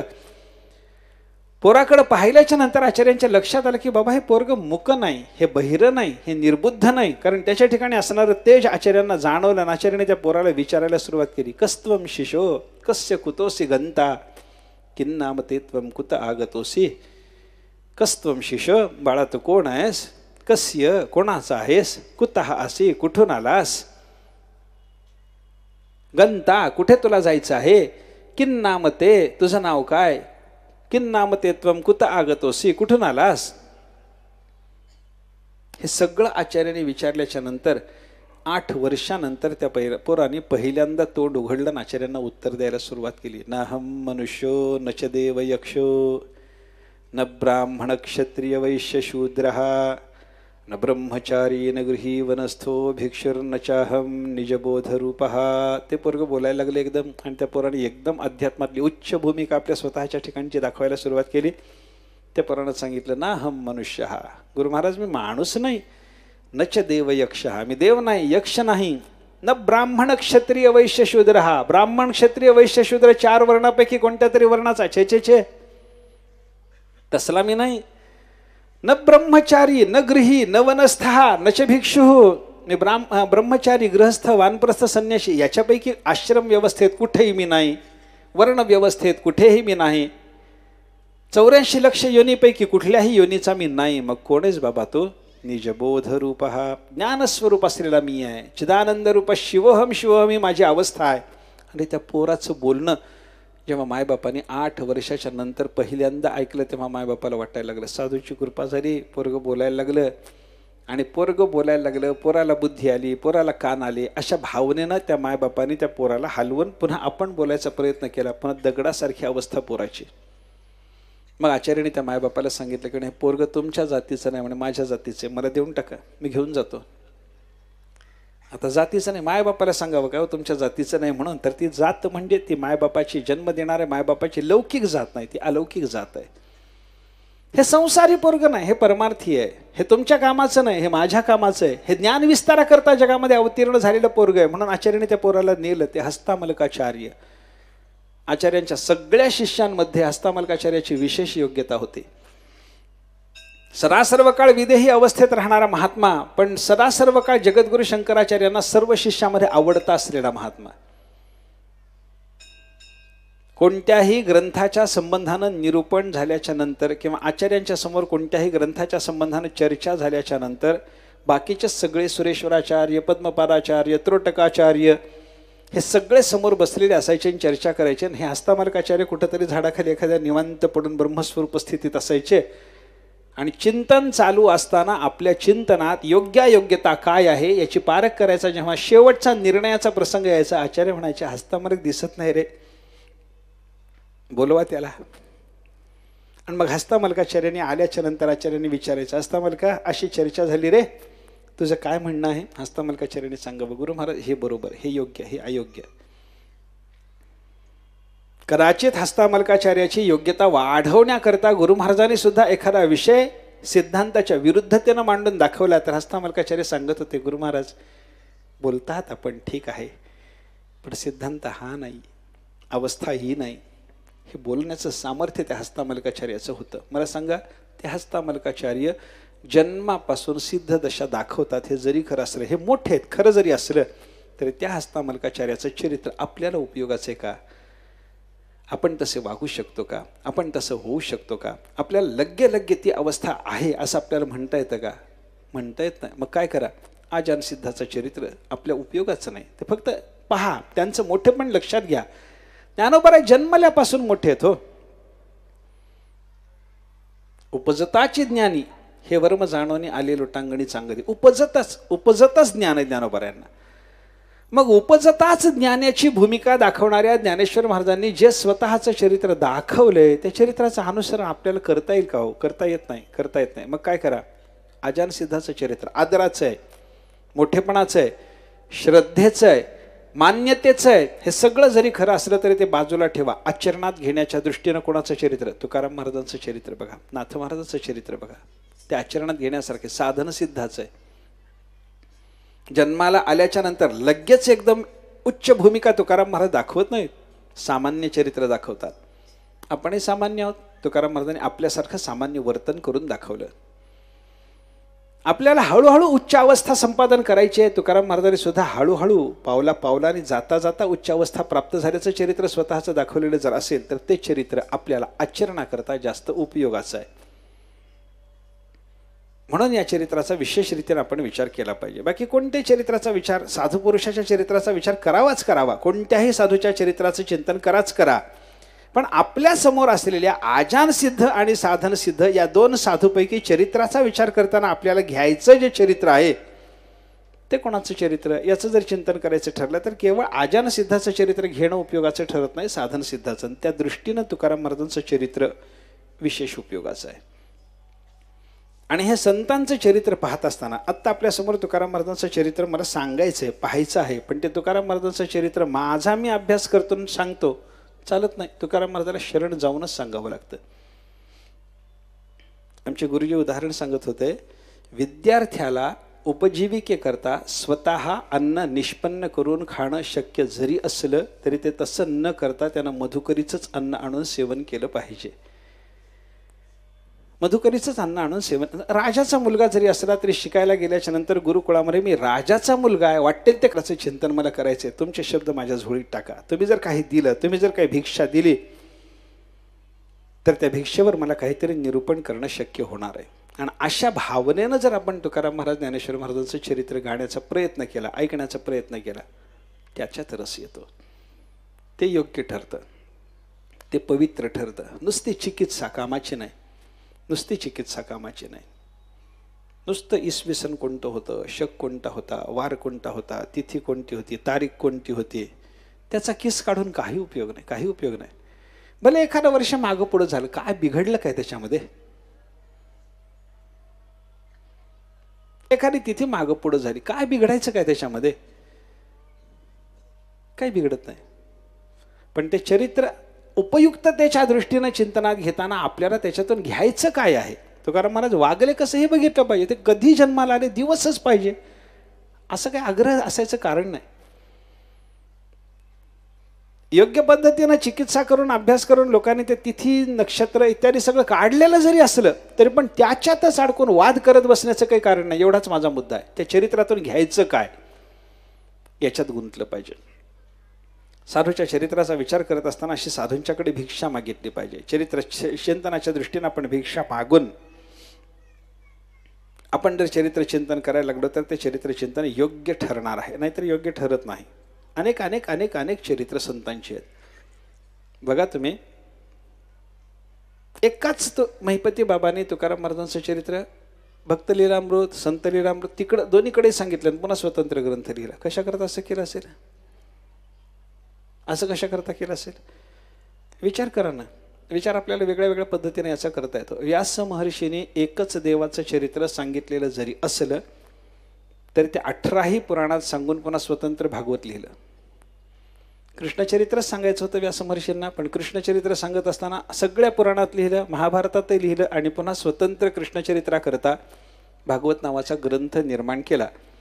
ही संगती तुकाराम महाराजांच्या चरित्राच्या बाबतीत महिपती बाबाकडे लावून घ्यायची जर ठरली तर महिपती बाबांनी भक्तलीलामृत, संतलीलामृत दोन्हीकडे तुकाराम महाराजांचं चरित्र लिहिलेलं जरी असलं तरी पुन्हा स्वतंत्र तुकाराम महाराजांचं चरित्र लिहूनच काढलं. का लिहिलं असेल? व्यासाने भागवत ज्या कारणाने लिहिलं त्याच कारणानं लिहिलं असेल. सगळ्या पुराणात आणि महाभारतात कृष्णचरित्र सांगून व्यासांच्या अंतःकरणाला समाधान नव्हतं. ते समाधान सिद्ध करून घेण्याकरता व्यास महर्षींना पुन्हा स्वतंत्र रीतीनं कृष्णचरित्र सांगणारा ग्रंथ निर्माण करावा लागला, तो भागवत ग्रंथ. तसं भक्तलीलामृतात तुकाराम महाराजांचं चरित्र लिहिलं, संत लीलामृतात तुकाराम महाराजांचं चरित्र लिहिलं, पण तरीही समाधान मनाला होईना. मग काय करा? स्वतंत्र ग्रंथ लिहा. कितीतरी चिंतन या संबंधानं आपल्याला करता येणं शक्य आहे. आणि असं हे सगळं संत तुकाराम महाराजांचं चरित्र लिहित असताना मी आता सुरुवातीला जी भावना व्यक्त केली की नाही, आपण संताचं चरित्र सांगत असताना संताकडे भिक्षा मागितली पाहिजे. महिपती बाबांना ती भावना सगळी व्यक्त केली आहे ग्रंथाच्या सुरुवातीला. त्याने सांगितलंय एखाद्या गरिबाच्या घरी जर काही कार्य असेल ते कार्य गरिबाच्या घरचंच असतं, पण ते गरिबाच्या घरचं कार्य सिद्ध करून देण्याच्या दृष्टीनं श्रीमंतांनी त्याला मदत केली पाहिजे. तसं महिपती बाबा म्हणतात, मी तुकाराम महाराजाचं चरित्र लिहायला बसलेला एक गरीब माणूस आहे आणि गरिबाघरचं कार्य पूर्ण होण्याच्या दृष्टीनं श्रीमंतांनी मदत केली पाहिजे ना, तसं मला सुद्धा मोठ्या मोठ्या महात्म्याने मदत करावी म्हणे. आपण तुकाराम महाराजांचं चरित्र सांगायला बसू, तुकाराम महाराजांचं चरित्र ऐकायला बसू, पण आपल्याला ज्ञानोबारांना भिक्षा मागितली पाहिजे. महाराजांचं चरित्र सांगायचं, ऐकायचं, आम्हाला मदत करा. ज्ञानोबारा मदत करतात. तुका सर्वश्रेष्ठ प्रिय आम्हा थोर, काजो अवतार नाम याचा, काजो अवतार नाम याचा, काजो अवतार नाम याचा. सर्वश्रेष्ठ प्रिय आम्हा थोर, काजो अवतार नाम याचा, काजो अवतार नाम याचा, काजो अवतार नाम याचा. तुका सर्वश्रेष्ठ प्रिय आम्हा थोर, काजो अवतार नाम याचा, काजो अवतार नाम याचा, काजो अवतार नाम याचा. तुका सर्वश्रेष्ठ प्रिय आम्हा थोर, काजो अवतार नाम याचा, काजो अवतार नाम याचा, काजो अवतार नाम याचा. ज्ञानेश्वर महाराजांची भाषा आहे. तुकाराम महाराज कोण आहे? ज्ञानोबारे सांगतात, तुका सर्वश्रेष्ठ प्रिय आम्हा थोर, काजो अवतार नामयाचा. ते रामेश्वर भट्टाच्या प्रसंगात चरित्र आहे. रामेश्वर भट्टाने तुकाराम महाराजांच्या वह्या बुडवायला सांगितल्या आणि बुडवायला सांगून रामेश्वर भट्ट जेव्हा निघाले तेव्हा तुकाराम महाराजांचा हा अपराध घडल्यामुळं रामेश्वर भट्टाच्या अंगाचा दाह व्हायला लागला, आग आग आग व्हायला लागली. पुढे येईल चरित्र विस्तारानं तेव्हा सांगतो. हा दाह शांत होण्याकरता रामेश्वर भट्टाने बराच प्रयत्न केला. अंगावर ओले कपडे घेतले, अंगावर पाणी ओतून घेतलं, पाण्यामध्ये बुडून पाहिलं, काही काही नाही, पाण्यात बुडून असतील तोपर्यंत बरं आहे, पुन्हा बाहेर आलं की दाह चालूच आहे. अंगाची लाही लाही व्हायला लागली, सहन होईना. म्हणून हा दाह शांत होण्याकरता ज्ञानोबारायाने काहीतरी कृपा करावी म्हणून ज्ञानोबारायाविषयी श्रद्धा असल्यामुळं हे रामेश्वर भट्ट आळंदीला ज्ञानेश्वर महाराजाच्या समाधीसमोर जाऊन बसून धरणं धरून बसले. ज्ञानोबाराय कृपा करा, कृपा करा, कृपा करा. आणि मग ज्ञानोबाराने यांना स्वप्नात सांगितलं की बाबा तुझ्याकडून काहीतरी तुकाराम महाराजाचा अपराध घडला. तुका सर्वाश्रेष्ठ, तुकाराम महाराज सर्वात श्रेष्ठ आहेत. प्रिय आम्हा थोर, आम्हाला ते फार आवडते आहेत. काजो अवतार नामयाचा, ते नामदेवरायचे अवतार आहेत आणि त्याचे तुझं काही घडली रे निंदा म्हणून हे बाधा जडली तुझं. आणि त्या तुकारामाची तुला काहीतरी निंदा घडलेली आहे, काहीतरी त्यांचा अपराध घडला म्हणून तुझ्या शरीरात ही बाधा जडलेली आहे. त्यांची जाऊन क्षमा माग, त्यांना शरण जा. त्यांना शरण गेल्याशिवाय बाधा शांत होत नाही. हे सांगणारं कोण आहे? ज्ञानोबाराय आहेत. हे भाग्य दुसऱ्या कोणत्याही संताला नाही. मी नेहमी सांगतो की बाबा समानकालीन संतांनी वर्णन करावं, उत्तरकालीन संतांनी वर्णन करावं असं भाग्य बाकीच्या सगळ्या संताला आहे, पण पूर्वकालीन संतांनी एखाद्या वर्णन करावं असं भाग्य फक्त तुकाराम महाराजाला आहे. नामदेवरायाचं वर्णन समान काळातले संत जनाबाई समान काळातल्या करतील, पण तुकाराम महाराजांच्या आधी जन्माला आलेले, आधी होऊन गेलेले, 350 वर्ष अगोदर होऊन गेलेले ज्ञानेश्वर महाराज ते तुकाराम महाराजांचं वर्णन करतात. हे भाग्य दुसऱ्या संताला नाही. म्हणून तुका सर्वाश्रेष्ठ आहे. आणि त्या ज्ञानेश्वर महाराजांनी तुकाराम महाराजांचं जर वर्णन केलं असेल तर मला सांगा, त्या ज्ञानेश्वर महाराजांना आपण भीक मागितली पाहिजे की नाही? तुकाराम महाराजांचं चरित्र सांगायचंय, द्या भिक्षा. हे तुकाराम महाराज नामदेव महाराजाचे अवतार. आताच ज्ञानेश्वर महाराजांच्या मुखातून आपण ऐकलं, काजो अवतार नामयाचा. नामदेवरायचे अवतार आहेत ना. नामदेवरायचे अवतार आहेत म्हणल्याच्या नंतर नामदेवरायला तुकाराम महाराजांचं चरित्र सांगायचं म्हणलं की त्या नामदेवरायला विचारावं लागतं, तुम्ही काय सांगा आम्हाला, सांगा. 100 कोटी अभंग रचनेचा जो नामदेवरायाचा संकल्प होता तो पूर्ण झाला नाही. म्हणून नामदेवे केले स्वप्ना माझी जागे, सवे पांडुरंगे येवनिया, सांगितले काम करावे कवित्व वावगे, निमित्त बोलो नये. आहे की नाही? तुकाराम महाराजांच्या स्वप्नात नामदेवराय आले, पांडुरंगाला घेऊन आले आणि 100 कोटी अभंग रचनेचा माझा संकल्प अपूर्ण राहिला, तू पूर्ण कर अशी आज्ञा तुकाराम महाराजांना केली. महाराजांनी स्वतः लिहून ठेवलं हे अभंगामधून. म्हणजे काय झालं, नामदेवराय तुकाराम महाराजांना जाणतात, नामदेवराय तुकोबारायचा अधिकार जाणतात, नामदेवराय तुकाराम महाराजांचा अधिकार जाणून आपलं उरलेलं कार्य पूर्ण करण्याची आज्ञा तुकाराम महाराजाला करतात. त्या नामदेवरायाचाच तुकाराम महाराज अवतार आहेत. एवढं जर सगळं नामदेवरायाचं आणि तुकाराम महाराजांचं नातं असेल तर त्या तुकाराम महाराजांचं चरित्र व्यवस्थित रीतीनं सांगितलं जावं याच्याकरता नामदेवरायाकडे भीक मागितली पाहिजे की नाही. सांगा नामदेवराय, काय सांगू तुकाराम महाराजांच्या बद्दल, मागितलं पाहिजे. ज्ञानेश्वर महाराजांना भिक्षा मागा, नामदेवरायांना भिक्षा मागा.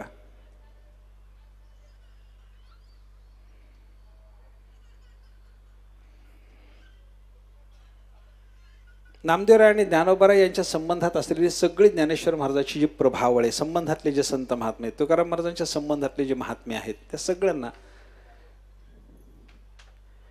विनंती करून आपण मागितलं पाहिजे, काहीतरी आम्हाला सांगा, काहीतरी आम्हाला सांगा. ते सांगतात आणि ते सांगायला लागले की मग आपल्याला ते चरित्र वर्णन करणं व्यवस्थित रीतीनं जमतं. महिपती बाबाने पुढं वर्णन करताना असं म्हणलंय की साधूचं चरित्र गायचं आहे आणि हे संताचं चरित्र गात असताना संताच्या चरित्रामध्ये जर आपल्याला आपल्या बुद्धीनुसार काही दोष दिसला तर तो आपल्या बुद्धीचा म्हणा, संताच्या चरित्रातला तो दोष म्हणायचा नाही.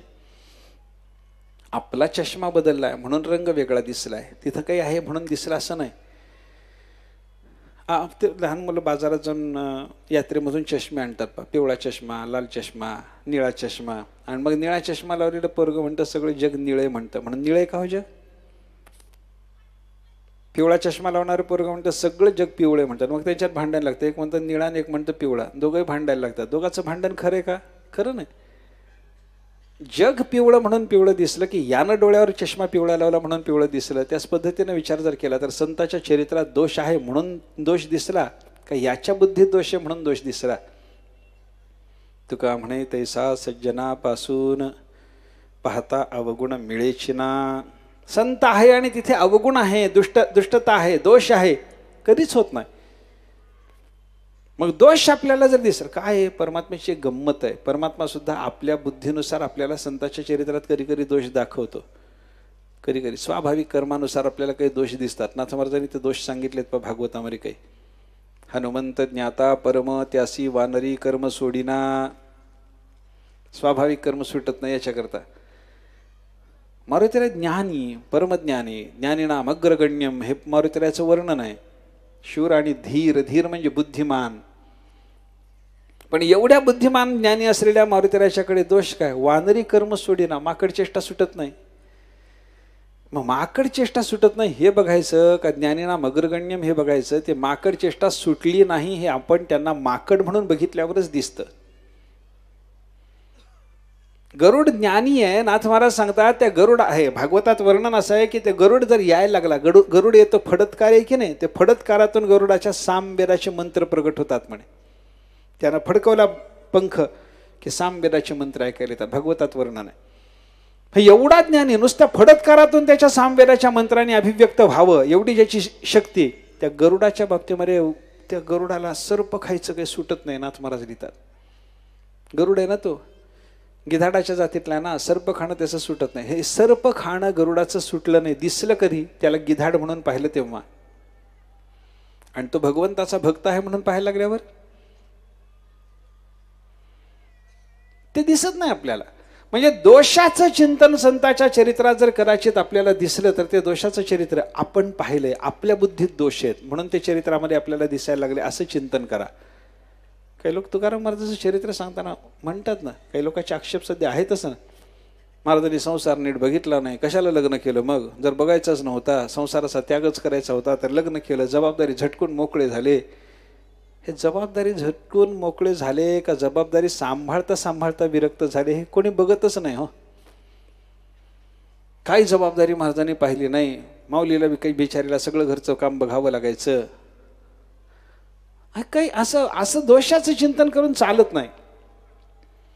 तुकाराम महाराजांच्या वैराग्याची अवस्था पाहिल्याच्या नंतर त्या वैराग्याच्या भूमिकेत त्यांनी आपल्या संसारापासून अलिप्त राहणं केले, सोडून दिला नाही प्रपंच. बायकोची जबाबदारी तुकाराम महाराजांनी सोडून दिली नाही. नाहीतर बघा, शिवाजी महाराजांनी पाठवलेला नजराणा बायकोला आवडत असताना, मुलाबाळाला तो आवडत असताना त्यांचा सगळ्याचा मोह थांबवून तुकाराम महाराजांनी परत केला. हा मोह थांबवण्याच्या दृष्टीनं ज्या बायकोला समजावून सांगावं लागलं ते समजावून सांगणारे तुकाराम महाराज जबाबदारी सांभाळत नाहीत. जर त्यांनी जबाबदारी सांभाळली नसती तर त्यांनी केलेला उपदेश बायकोनं ऐकला असता. जर तुकाराम महाराजांनी तुकाराम महाराजांच्या चरित्रात वर्णन आहे, महाराज कुठंही भंडारा भामचंद्र, कुठंही घोरडा, कोणत्या डोंगरावर भजन करायला जाऊन बसलेले असायचे, कोणत्या डोंगरावर बसलेत माहिती नसायचं. माऊलींनी घरात भाकरी तयार झाल्याच्या नंतर सगळे डोंगर पालथे घालून तुकाराम महाराजाला जेव घालायचं आणि मग आपण जेवण करायचं. एवढी पतिनिष्ठा ज्या बायकोच्या मनात आहे, त्या बायकोच्या संबंधाने तुकाराम महाराजांनी काही जबाबदारी सांभाळली नसेल तर तिला निष्ठा असू शकते. जबाबदारी सांभाळली नाही हे कसं चिंतन करायचं सांगा ना. त्यांच्या संसारात त्या दोघांच्या संबंधात असलेलं प्रेम पाहिल्याच्या नंतर त्या दोघांच्या संबंधात घडलेला जी ओढाताण आहे ती ओढाताण बघण्याच्या पेक्षा त्या दोघांच्या मध्ये असलेलं जे प्रेम आहे ते पाहिल्याच्या नंतर त्यांनी जबाबदारी सांभाळली की नाही हे लक्षात येतं. आणि बरं, संसार कोणाच्या संसारात बघा हो, पती पत्नीच्या संबंधामध्ये यांच्या दोघांनी एकमेकाची जबाबदारी या दोघांनी सांभाळली आहे की नाही हे जर बघायचं झालं तर त्यांच्यात असलेली तेढ पाहता की त्यांच्यात असलेलं प्रेम पाहता, हा सामान्य जगात सामान्य माणसाला लावला जाणारा नियम महापुरुषाच्या चरित्रामध्ये त्यांचं चरित्र चिंतन करताना आपण तिकडे लावायचं नाही का. सामान्य माणूस आणि त्याची बायको यांच्यात तेढ दिसली तरी परंतु आपण म्हणतो हे दोघं अजूनही एका ठिकाणी आहेत म्हणजे यांच्यात प्रेम आहे. हे दोघं एकमेकाचा विचार करतात म्हणजे यांच्यात प्रेम आहे, हे लक्षात घेतलं जातं ना.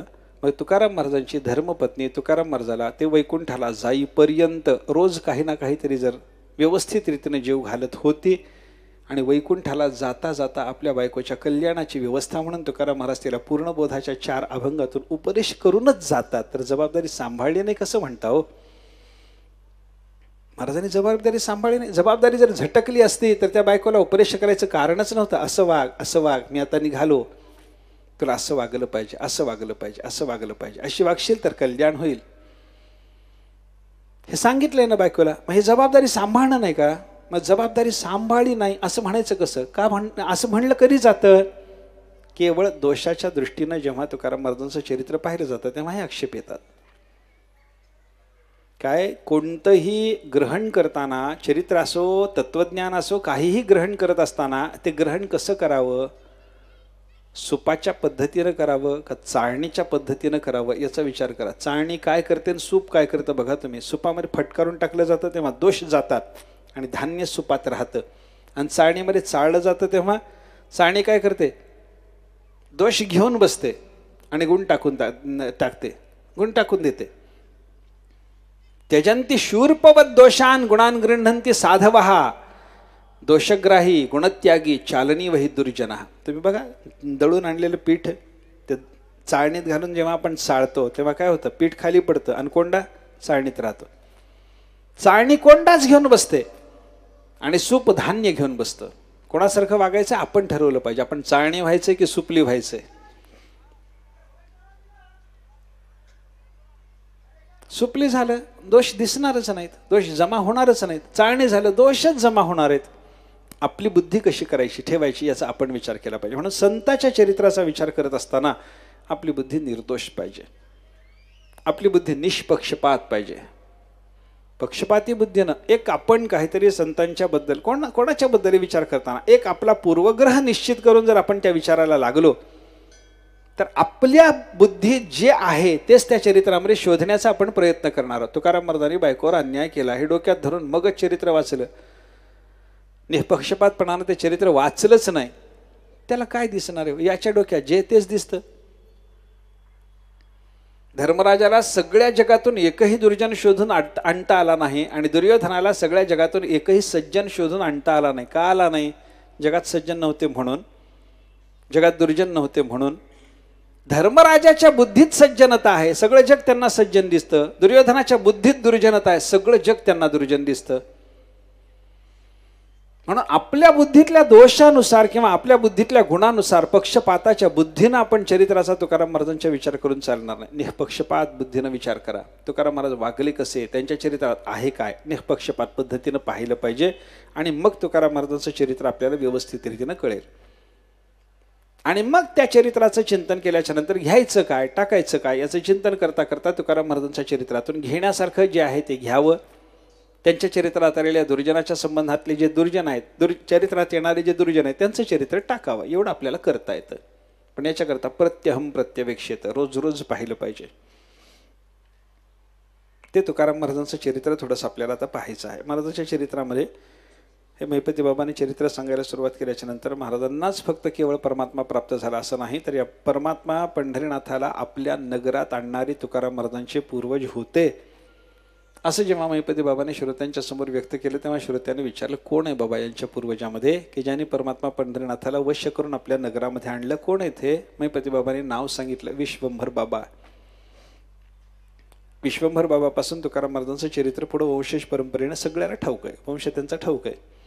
विश्वंभर बाबाच्या पूर्वीचं चरित्र ठाऊक नाही, पण विश्वंभर बाबाच्या पूर्वी तुकाराम महाराजांच्या घरात कोणी वारकरी नव्हता असं मात्र मुळीच नाही. पूर्वीही त्यांच्या घरामध्ये परमात्मा पंढरीनाथाची उपासना आहे. विश्वंभर बाबाच्याकडून परमात्मा पंढरीनाथाची जी उपासना घडली त्याचं महिपती बाबांनी जे चरित्रात वर्णन केले की नाही, एक प्रकारची ती नवविधा भक्तीच आहे बघा. परमात्म्याची 9 प्रकारानं भक्ती करता येते. ही नवविधा भक्ती मांडत असताना नवविधा भक्ती कोणती, वेगळ्या वेगळ्या लोकांनी वेगळ्या वेगळ्या पद्धतीनं मांडली आहे. प्रल्हादाने सांगितलं, श्रवणम कीर्तनम विष्णुस्मरणम पारसेवनम अर्चनम वंदनम दास्यम सख्यम आत्मनिवेदनम इति पुंसार्पिता विष्णू भक्तिश्च नवलक्षणा. ही नवविधा भक्ती आहे. शबरीनं नवविधा भक्ती मांडत असताना प्रथम भगती सज्जन कर संगा तिथून सुरुवात केली. सज्जनाची संगती करणं हीच प्रथम भक्ती आहे. दुसरी मम रती कथा प्रसंगा, माझ्या कथेच्या संबंधानं प्रेम निर्माण होणं दुसरी भक्ती. असं वेगळ्या वेगळ्या पद्धतीनं नवविधा भक्तीचं चिंतन आहे. इथंच महिपती बाबांनी विश्वंभर बाबाचं चरित्र मांडत असताना विश्वंभर बाबाच्या चरित्रामध्ये 9 प्रकारानं परमात्म्याची त्यांची उपासना कशी चालू होती याचं वर्णन जे केले ते बघा. उत्तम व्यवहार करिता जाणं, उत्तम व्यवहार चालू आहे. जोडनियाधन उत्तम व्यवहार, उत्तम व्यवहार चालू आहे. ही भगवंताची एक भक्ती त्यांच्याकडून घडली. दुसरं काय केलं त्यांनी, असत्य कदापि न बोले वचन, कधीही त्यांच्या मुखातून असत्य भाषण नाही, असत्य भाषण करत नाहीत. ही दुसरी भक्ती आहे. सत्य बोले मुखे दुखवे अनेकांच्या दुःखे, मनुष्यानं सत्य भाषण करावं. हे सत्य भाषण, असत्य भाषण करापी त्यांनी केलं नाही. लटिके वचन नाही, असत्य भाषण करापी नाही. तिसरं काय केलं, प्रारब्धे मिळेल धनधान्य सत्कर्मी पूर्ण ते वेचे. प्रारब्धानुसार आपल्या उत्तम व्यवहारानुसार जे काही धनधान्य प्राप्त झालेलं असेल ते सगळं सत्कर्मात वेचत होते, सत्कर्मात ते खर्च करत होते. तिसरी भक्ती आहे. तिसरं साधन त्यांच्याकडून घडणार, सत्कर्मात सगळं वेचायचं. जोडोनिया धन उत्तम व्यवहारे झाल्याच्या नंतर उदास विचारे वेच करी, जोडोरे धन नघाली माती, ब्रह्मवृंदे पूजन यती, सत्य आचरण दयाभूती करी सांगाती चुको नको. उत्तम आचरणामध्ये दानादिकामध्ये त्या संपत्तीचा विनियोग 3 प्रकारचा आहे बघा. दानम भोगः नाशः तिस्रः गतयः भवन्ति वित्तस्य, यो न ददाति न भुंक्ते तस्य तृतीया गतिर्भवत्येव. संपत्तीच्या बद्दल 3 पद्धतीने संपत्ती खर्च होणारच आहे, संपत्ती राहतच नसते. पहिला प्रकार उत्तम सांगितला, दान करा, संपत्ती खर्चा. दान देववत नाही ना, भोग भोगा. ज्याला दानही देववत नाही आणि ज्याला भोगही भोगवत नाही त्याचा पैसा टिकून राहतो असं नाही. नाशः, चोर तरी घेऊन जातो, अग्नी तरी जाळून टाकतो, राजा तरी त्याला कर लावतो, नाश होतोच होतो. म्हणून 3 पद्धतीची जी धनाची गती आहे त्याच्यामध्ये तस्य तृतीया गतिर्भवत्येव, ते होऊ देऊ नका, नाश होऊ देऊ नका. कमीत कमी भोगा. आणि संपत्तीचा भोग घेण्यापेक्षा उत्तम गती जर संपत्तीची कोणती असेल, दानात वेचा. योग्य पद्धतीने त्या संपत्तीचा विनियोग करणं ही तिसरी भक्ती त्यांच्याकडून होत होती. पुढं साधू संत वैष्णव भक्त तीर्थवासी ब्राह्मण अतित, देखोनी आदरे ग्रहासिनेत सप्रेम पूजित त्या लागूनी. तिसरी भक्ती अशी होती. त्यांच्याकडे कोणी गावामध्ये कोणी साधू आला, संत आला, वैष्णव आला, भक्त आला, तीर्थवासी आला, तीर्थात राहणारा एखादा ब्राह्मण वगैरे आला, एखादा अतिथी आला, या सगळ्यांना बघायचं आणि आपल्या घरी न्यायचं. घरी गेल्याच्या नंतर त्यांची सप्रेम पूजित त्या लागून व्यवस्थित प्रेमपूर्वक त्यांची पूजा करीत होते.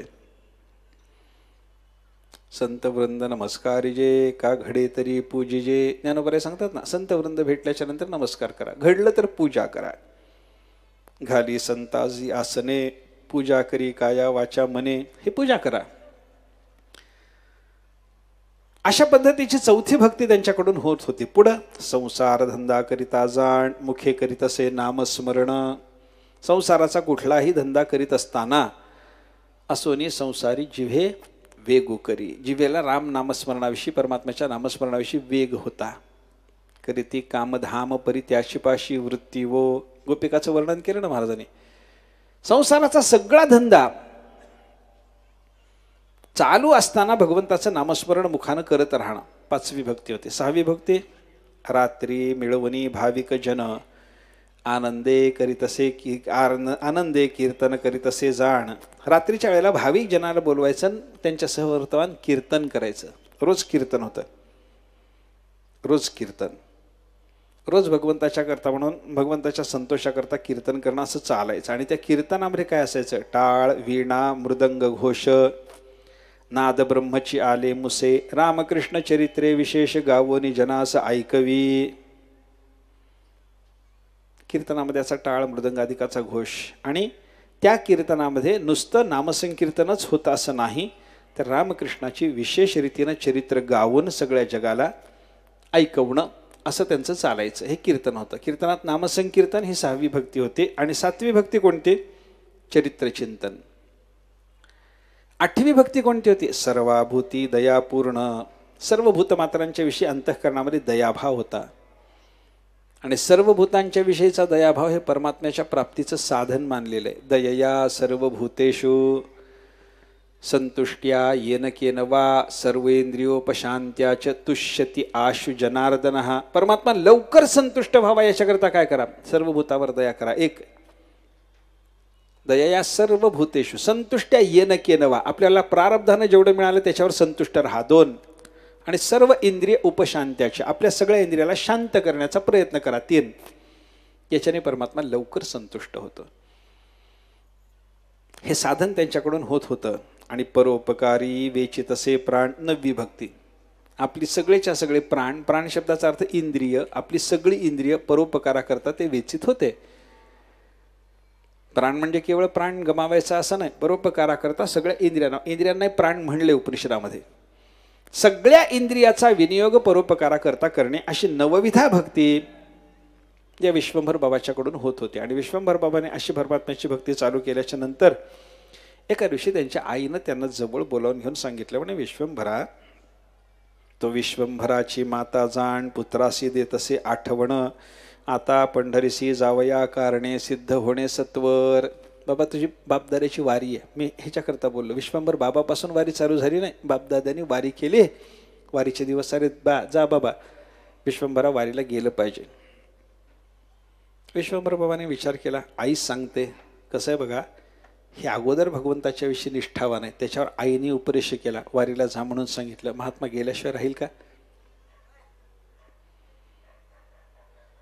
एखादा वेदशास्त्राच्या संबंधानं श्रद्धा असलेला मनुष्य असावा, त्याला वेदानं सांगितलेलं सत्कर्म करण्याची मुळामध्ये रुची असावी, पण वेदांनी काय सांगितलेले त्याला ठाऊक नसावं. अशा अवस्थेमध्ये त्याला कोणीतरी वेदशास्त्र जाणणारा भेटावा आणि त्याने तू हे केलं पाहिजे म्हणून त्याला सांगावं. तो लगेच तयार होतो ना. तसं विश्वंभर बाबाला पंढरीचं प्रेम आहेच आहे, त्यांना वारीला जायचंच आहे, पण आईने सांगितलं आपल्या घरी वारी चालू आहे बाबा, गेलं पाहिजे गेलं पाहिजे.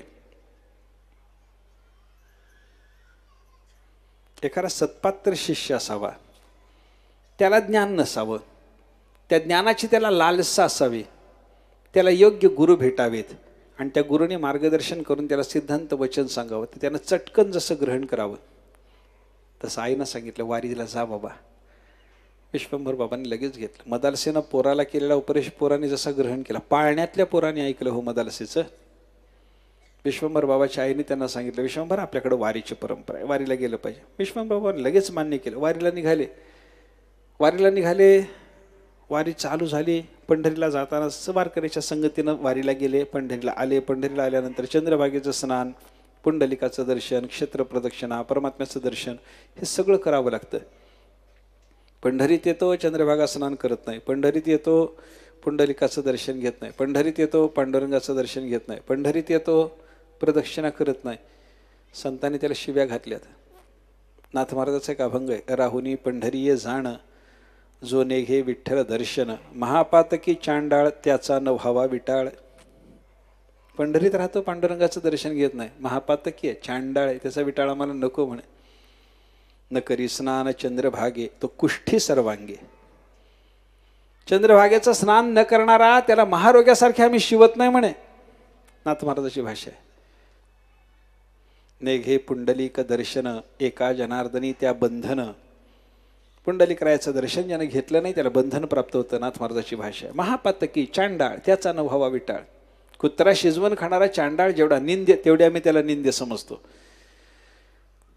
विश्वंभर बाबांनी पंढरीत आल्याच्या नंतर चंद्रभागेचं स्नान केलं, पुंडलिकरायाचं दर्शन घेतलं, क्षेत्र प्रदक्षिणा केली, महाद्वारापर्यंत दंडवत घालत आले, गरुडाला मारुतीरायाला भेटले आणि गरुड मारुतीरायाचं दर्शन घेणं झाल्याच्या नंतर परमात्मा पंढरीनाथाच्या समोर जाऊन उभे राहिले आणि देवाचं ते सुंदर ते ध्यान, उभे विटेवरी हे रूप पाहिल्याच्या नंतर तिथं गुंतून पडले. बराच वेळपर्यंत देवाचं दर्शन घेत घेत तिथंच राहिले. नामस्मरण चालू झालं. वारीचे 5 दिवसपर्यंत तिथं मुक्काम केला. पंचरात्रपर्यंत तिथं राहिले. आपला वारीचा पंचरात्रोत्सव आहे.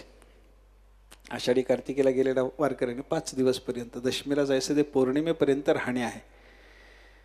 पंचरात्रोत्सव, ते नवरात्रोत्सव वगैरे असतो ना तसा, षडरात्रोत्सव, नवरात्रोत्सव, त्रिरात्रोत्सव, तसा आपला पंचरात्रोत्सव आहे. महिपती बाबांनी शब्द वापरलाय. संतांच्या वाङ्मयात नाथ महाराजांच्याकडे सुद्धा वारकऱ्याला पंचरात्रोत्सव शब्द आहे.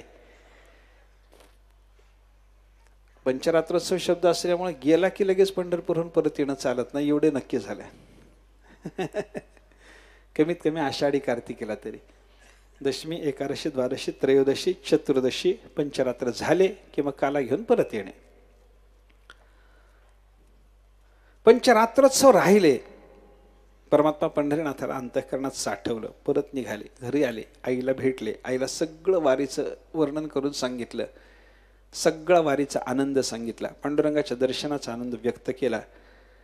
आईलाही समाधान झालं. पोरग वारीला लागलं, समाधान आहे, माऊली आनंदात आहे. आणि इकडे विश्वंभर बाबाच्या अंतःकरणाची स्थिती मात्र विचित्र होऊन बसली. काय करू काय करू, देवाला सोडून आलो, देवाला सोडून आलो, देवाला सोडून आलो.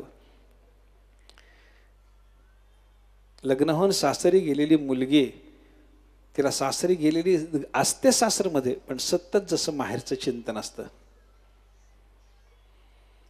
गाईला बिलगलेलं वासरू, ते गाईला पान्हा आल्याच्या नंतर ते दूध काढून घेण्याकरता त्या वासराला आपण ओढून नेऊन खुंटीला जरी बांधलेलं असलं तरी त्या वासराची जेव्हा जशी धाव गाईकडेच असते, तशी विश्वंभर बाबाची अवस्था झाली.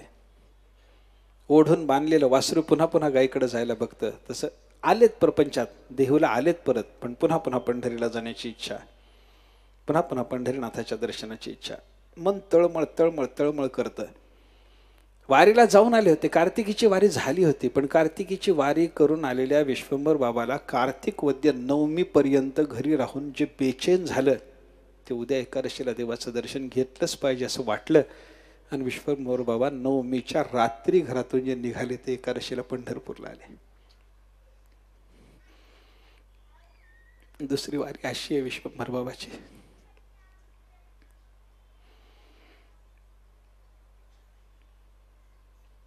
द्वादशीला राहिले, पारणा केली, सगळ्या वैष्णवाला सोबत आलेल्या तिथे भेटलेल्या वैष्णवाला पंक्तीला घेतलं, त्यांच्यासह पारणा झाले. विश्वंभर बाबा परत निघाले. परत निघालेल्या विश्वंभर बाबाला देवाचा विरह सहन होईना. निघाले परत. आई होती घरी, त्याच्यामुळे आईच्या सेवेकरता जाणं भाग आहे, प्रपंचाचं काही काम आहे. लग्नही झालेलं होतं विश्वंभर बाबाचं, त्यावेळेला जबाबदारी आहे म्हणून घरी जावं लागणार म्हणून निघाले, पण सहन होईना देवाला सोडून जाणं.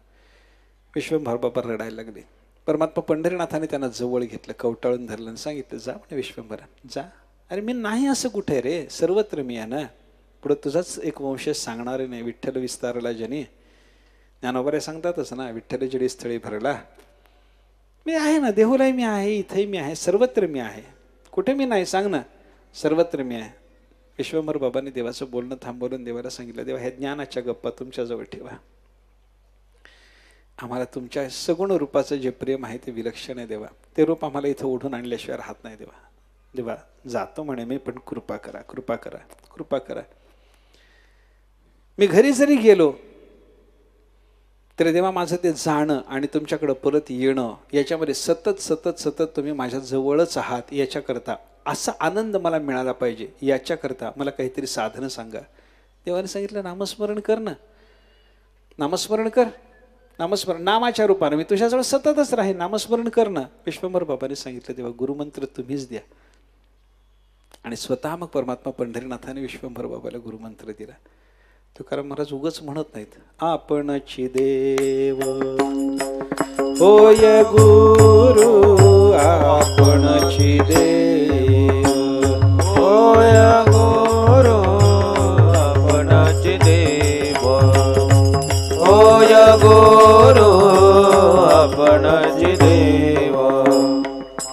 विठोबाचा कैसा प्रेम भाव, माझ्या विठोबाचा कैसा प्रेम भाव, माझ्या विठोबाचा कैसा प्रेम भाव, माझ्या विठोबाचा कैसा प्रेम भाव. आपणची देव होय गुरु, आपणची देव होय गुरु, आपणची देव होय गुरु, आपणची देव.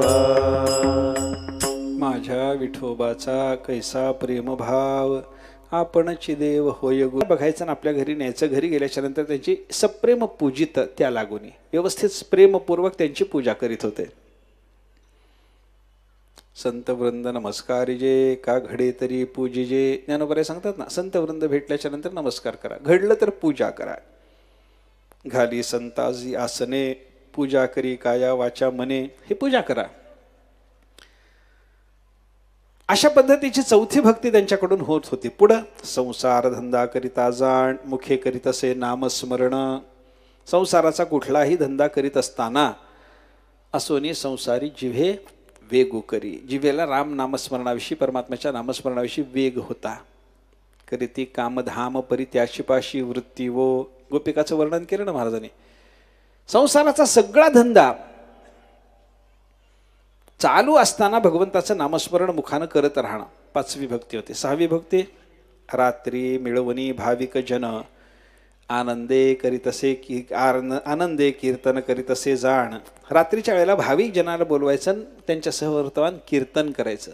रोज कीर्तन होतं, रोज कीर्तन, रोज भगवंताच्या करता म्हणून भगवंताच्या संतोषाकरता कीर्तन करणं असं चालायचं. आणि त्या कीर्तनामध्ये काय असायचं? टाळ, वीणा, मृदंग, घोष, नाद ब्रह्मची आले मुसे, रामकृष्ण चरित्रे विशेष गावोनी जनास ऐकवी.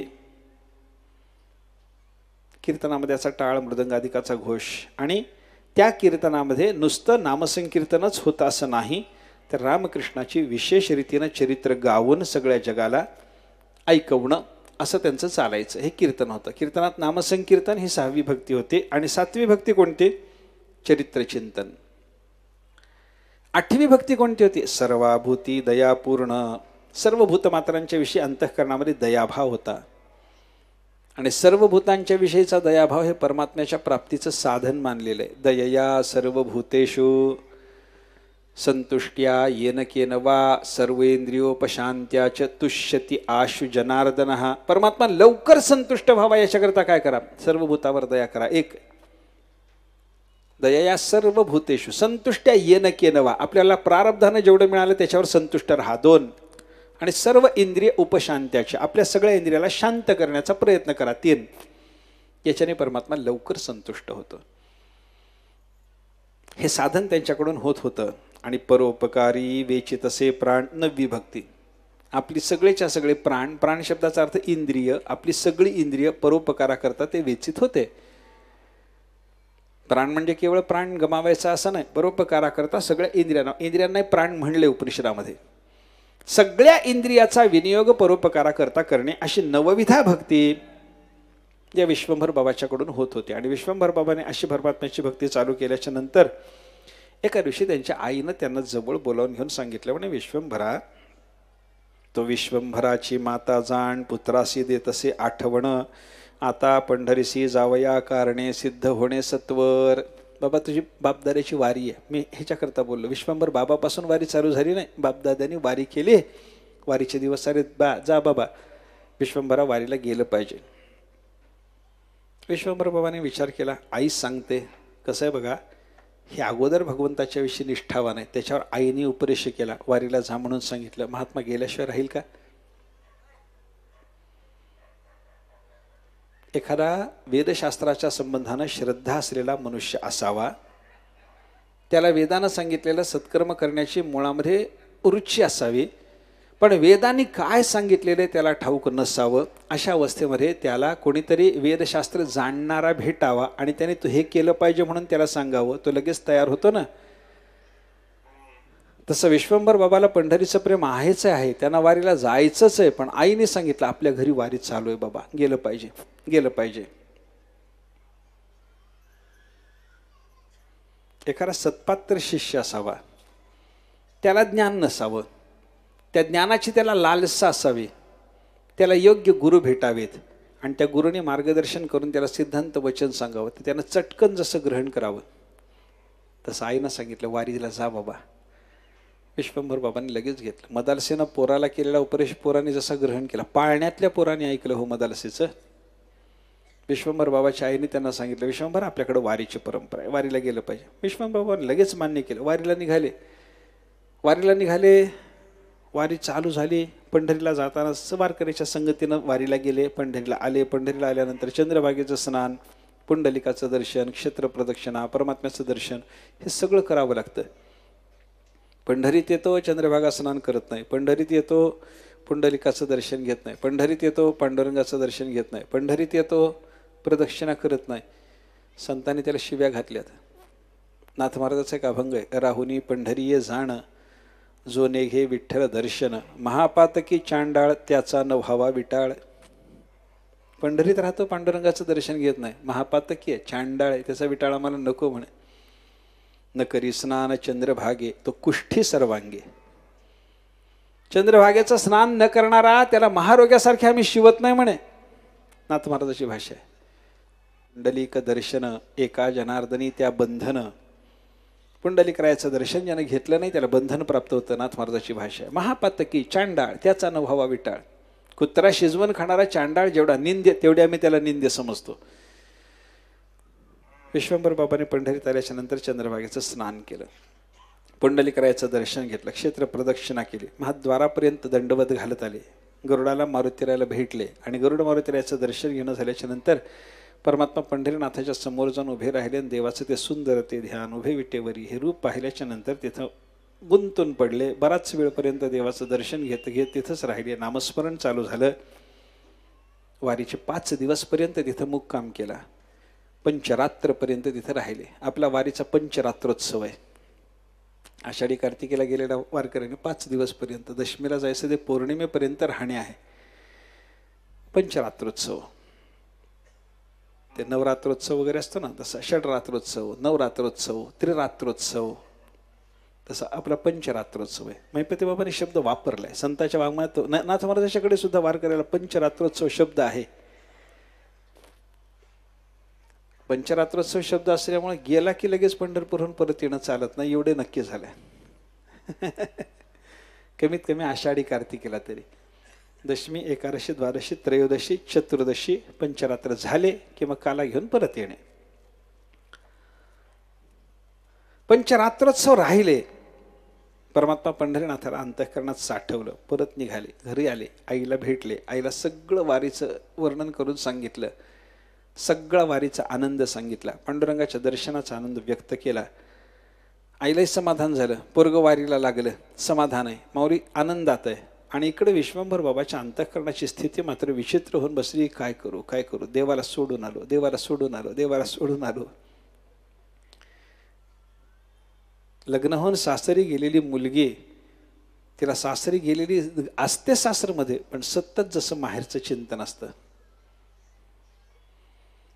गाईला बिलगलेलं वासरू, ते गाईला पान्हा आल्याच्या नंतर ते दूध काढून घेण्याकरता त्या वासराला आपण ओढून नेऊन खुंटीला जरी बांधलेलं असलं तरी त्या वासराची जेव्हा जशी धाव गाईकडेच असते, तशी विश्वंभर बाबाची अवस्था झाली.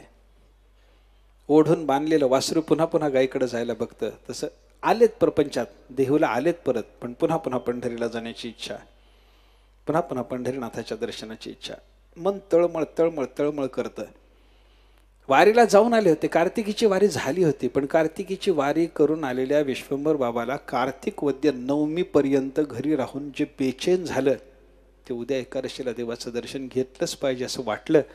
आणि विश्वंभर बाबा नवमीच्या रात्री घरातून जे निघाले ते एकादशीला पंढरपूरला आले. दुसरी वारी अशी आहे विश्वंभर बाबाची.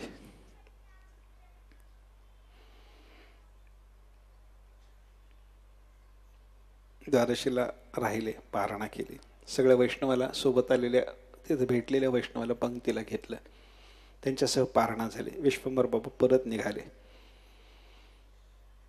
परत निघालेल्या विश्वंभर बाबाला देवाचा विरह सहन होईना. निघाले परत. आई होती घरी, त्याच्यामुळे आईच्या सेवेकरता जाणं भाग आहे, प्रपंचाचं काही काम आहे. लग्नही झालेलं होतं विश्वंभर बाबाचं, त्यावेळेला जबाबदारी आहे म्हणून घरी जावं लागणार म्हणून निघाले, पण सहन होईना देवाला सोडून जाणं. विश्वंभर बाबा रडायला लागले. परमात्मा पंढरीनाथाने त्यांना जवळ घेतलं, कवटाळून धरलं आणि सांगितलं, जा म्हणे विश्वंभरा जा. अरे मी नाही असं कुठे रे, सर्वत्र मी आहे ना. पुढं तुझाच एक वंशज सांगणार नाही. विठ्ठल विस्तारला जनी, ज्ञानोबारे सांगतातच ना, विठ्ठल जडी स्थळी भरला. मी आहे ना, देहूलाही मी आहे, इथेही मी आहे, सर्वत्र मी आहे. कुठे मी नाही सांग ना, सर्वत्र मी आहे. विश्वंभर बाबांनी देवाचं बोलणं थांबवून देवाला सांगितलं, देवा ह्या ज्ञानाच्या गप्पा तुमच्याजवळ ठेवा. आम्हाला तुमच्या सगुण रूपाचं जे प्रेम आहे ते विलक्षण आहे देवा. ते रूप आम्हाला इथं ओढून आणल्याशिवाय राहत नाही देवा. देवा जातो म्हणे मी, पण कृपा करा, कृपा करा, कृपा करा. मी घरी जरी गेलो तरी देवा माझं ते जाणं आणि तुमच्याकडं परत येणं याच्यामध्ये सतत सतत सतत तुम्ही माझ्या जवळच आहात, याच्याकरता असा आनंद मला मिळाला पाहिजे. याच्याकरता मला काहीतरी साधनं सांगा. देवाने सांगितलं, नामस्मरण कर ना, नामस्मरण कर, नामस्मरण नामाच्या रूपानं मी तुझ्याजवळ सततच राहीन, नामस्मरण कर ना. विश्वंभर बाबांनी सांगितलं, तेव्हा गुरुमंत्र तुम्हीच द्या. आणि स्वतः मग परमात्मा पंढरीनाथाने विश्वंभर बाबाला गुरुमंत्र दिला. तुकाराम महाराज उगच म्हणत नाहीत, आपणची देव होय गुरु, आपणची देव होय गुरु, आपणची देव होय गुरु, आपणची देव. विठोबाचा कैसा प्रेम भाव, माझ्या विठोबाचा कैसा प्रेम भाव, माझ्या विठोबाचा कैसा प्रेम भाव, माझ्या विठोबाचा कैसा प्रेम भाव. आपणची देव होय गुरु, आपणची देव होय गुरु, आपणची देव होय गुरु, आपणची देव. माझ्या विठोबाचा कैसा प्रेमभाव, आपणची देव होय गुरु. माझ्या विठोबाचा कैसा प्रेमभाव याच्यावर निरूपण करताना एकदा रामकिशन भाऊनी सांगितलं होतं की हे तुकाराम महाराजांनी विश्वंभर बाबाचं चरित्र डोळ्यासमोर ठेवूनच सांगितलं, आपणची देव होय गुरु. पांडुरंग कोणाचा गुरु झाला नाही तर दुसऱ्याचा, कोणाचाही नाही, विश्वंभर बाबाचा झाला. विश्वंभर बाबाला गुरुमंत्र देवाने दिला, रामकृष्ण हरी मंत्र देवाने सांगितला आणि तो मंत्र घेऊन विश्वंभर बाबा त्या मंत्राचा जप, देवाच्याकडून प्राप्त झालेला तो मंत्र आणि त्या नाममंत्राचं सतत अनुसंधान करत करत माझ्या जवळच देव आहे, माझ्या जवळच देव आहे या भावनेनं देहूला आले. तरी सगुणाची ओढ काही थांबे ना, म्हणून विश्वंभर बाबा घरी आले की दुसऱ्या दिवशी पुन्हा पंढरपूरला निघाले. महिन्याची आपल्याकडे वारी करणारे वारकरी असतात की नाही, त्याच्यामध्ये वारी वेगवेगळ्या प्रकारच्या वारी आहेत आपल्याकडे. एकच वारी करणारा कधीतरी जीवावर एक देवाला जाऊन भेटून आला की संपलं काम त्याचं. आषाढीला तरी जातो, कार्तिकीला तरी वारी करा म्हटल्यानंतर माणूस विचारतो वर्षाला जावं लागतं का म्हणतो. वर्षाला जावं लागतं. पंढरपूरला वर्षाला जावं लागतं का? वर्षाला जावं लागतं. देवाने तर सांगितलं 2दा या म्हणून, आषाढी कार्तिकी विसरू नका मज. देवाने सांगितले 2 वेळेला या म्हणून. काही लोक 2दा जातात, काही लोक 4 जारा. 4 मुख्य वाऱ्या आहेत म्हणतात, आषाढी कार्तिकी माघी चैत्री. काही लोक महिन्याची वारी करतात. विश्वंभर बाबाने 15वाडी एकादशीची वारी केली हो. देहूला जायचं, देहून परत यायचं, 15 दिवसाला वारीला यायचं. किती अवघड आहे काम. जायला 8 दिवस, यायला 8 दिवस, 15 दिवसात वारी, 15 दिवसात वारी, 15 दिवसाच्या वारीला यायचं. अशा वाऱ्या 16 वाऱ्या केल्या. कार्तिकी वारीपासून वारीला जी सुरुवात झाली होती, कार्तिकी वारीला पहिल्यांदा आईनं त्यांना पाठवलं, ते ज्येष्ठ वारीपर्यंत 16 वाऱ्या झाल्या. कार्तिक, मार्गशीर्ष, पौष, माघ, फाल्गुन, चैत्र, वैशाख, ज्येष्ठ 8 महिने. 8 महिन्यामध्ये 2-2 वाऱ्या, 15वाडी वाऱ्या म्हणजे 16 वाऱ्या केल्या. आणि 16 वाऱ्या झाल्या. आणि आषाढी वारीच्या वेळेला परमात्मा पंढरीनाथाने त्यांना स्वप्नामध्ये दृष्टांत दिला की विश्वंभरा मी तुझ्याचकडे येणार आहे म्हणे. आणि विश्वंभराने स्वप्नात दृष्टांत देता, विश्वंभर बाबाला दृष्टांत देताना देव त्यांना आले, त्यांना भेटले, त्यांच्या घरी राहिले आणि घरी राहून त्यांच्या आमराईमध्ये जाऊन गुप्त झाले. आमराईत परमात्मा गुप्त झालेले पाहिल्यानंतर मी इथं आहे, माझं दर्शन तुला इथं होत राहील, मी तुझ्या नित्य सन्निधानामध्ये राहणार आहे असं विश्वंभर बाबाला देवाने सांगितल्याच्या नंतर दुसऱ्या दिवशी सकाळी उठल्याबरोबर विश्वंभर बाबाच्या मनाला वेध लागला. देव आलेत, आपल्याकरता आलेत, देहूला आलेत, माझ्या घरी आले होते. घरी आलेले परमात्मा माझ्या आमराईत जाऊन गुप्त झालेले आहेत. जाऊन देवाला आणलं पाहिजे, काढून आणलं पाहिजे, देवाची स्थापना केली पाहिजे. विचार मनात आला. विश्वंभर बाबांनी गावातल्या सगळ्या वैष्णव भक्तांना जमा केलं आणि सगळ्याच्या समोर सांगितलं आपल्या गावात देव आलेत म्हणे. आले असतील म्हणे. देव कुठं नाही, सगळीकडेच आहेत. नाही, पांडुरंग आलेत म्हणे आपल्या गावात. आले असतील. नाही, माझ्याकरता आलेत. ठीक आहे ना, तुम्ही 15 दिवसाला त्याच्या दर्शनाला जाता, तुम्हाला सतत त्याचा ध्यास आहे, त्याच्यामुळे तुम्हाला वाटलं असेल, दिसलं असेल स्वप्नामध्ये. मनी वसे ते स्वप्नी दिसे म्हणतात, तसं झालं असेल. नाही, खरंच देव आलेत. आले असतील ना.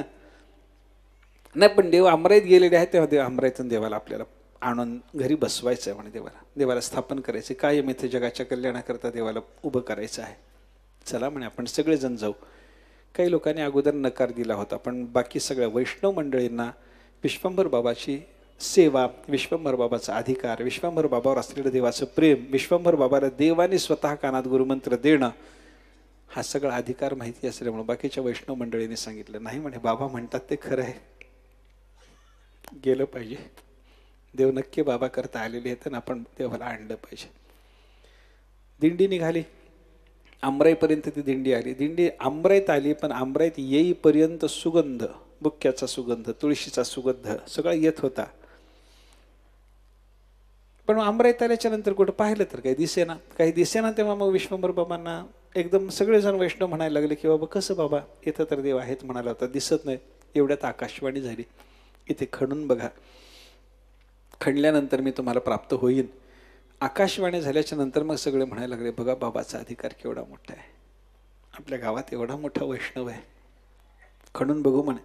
आणि खणायला लोकांनी असं हात्याराने सुरुवात केल्याबरोबर बाबाने सांगितलं तसं नका हो, देवाला आपल्याला काढायचं आहे, हात्याराने नाही, हाताने काढायला सुरू करू म्हणे आपण. बाबाने हाताने माती काढायला सुरुवात केली आणि मग सगळ्यांनी हाताने माती जेव्हा काढली तेव्हा मग तुळशी, बुक्का असा सुगंधी पदार्थाचा, भगवंताला आवडणाऱ्या सगळ्याच्या सगळ्या पदार्थाचा ढीग बाजूला होता होता आतून परमात्मा पंढरीनाथाची मूर्ती प्रगट झाल्याबरोबर सगळ्यांनी भगवंताच्या देवाचा नामघोष केला, पुंडलिक वरदा हरी विठ्ठल वगैरे वगैरे. आणि मग आनंद आणि मोठ्या समारंभाने परमात्मा पंढरीनाथाला आणलं, स्थापना झाली, मोठा उत्सव केला बाबांनी. जसा खर्च करता आला, जेवढी संपत्ती होती तेवढी सगळी वेचून देवाचा मोठा उत्सव केला. मोठा उत्सव झाला.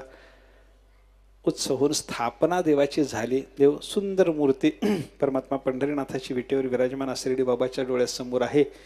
सगळी मंडळी स्थापनेकरता जमा झालेली पांगली. रात्रीच्या वेळेला विश्वंभर बाबा परमात्मा पंढरीनाथाजवळ बसले, देवाचं दिव्य स्तवन करायला लागले. त्यांच्या स्तवनाने परमात्मा प्रसन्न झाले आणि प्रसन्न होऊन परमात्मा म्हणायला लागले काय म्हणे बाबा विश्वंभरा, तुला काय म्हणायचंय, काही मागायचं असेल तर माग. बाबाने सांगितलं काही नाही म्हणे देवा, फक्त भक्तीचं प्रेम द्या, तुमच्या भजनाचं प्रेम द्या, सरासर काळ संताची संगती द्या, आणि अजून जर काही द्यायचंच असलं तर वंश परंपरेनं तुमची सरासर काळ सेवा घडत राहिली पाहिजे, हे माझं म्हणणं पूर्ण करा. देवा इथंच राहा, इथून आता हालू नका.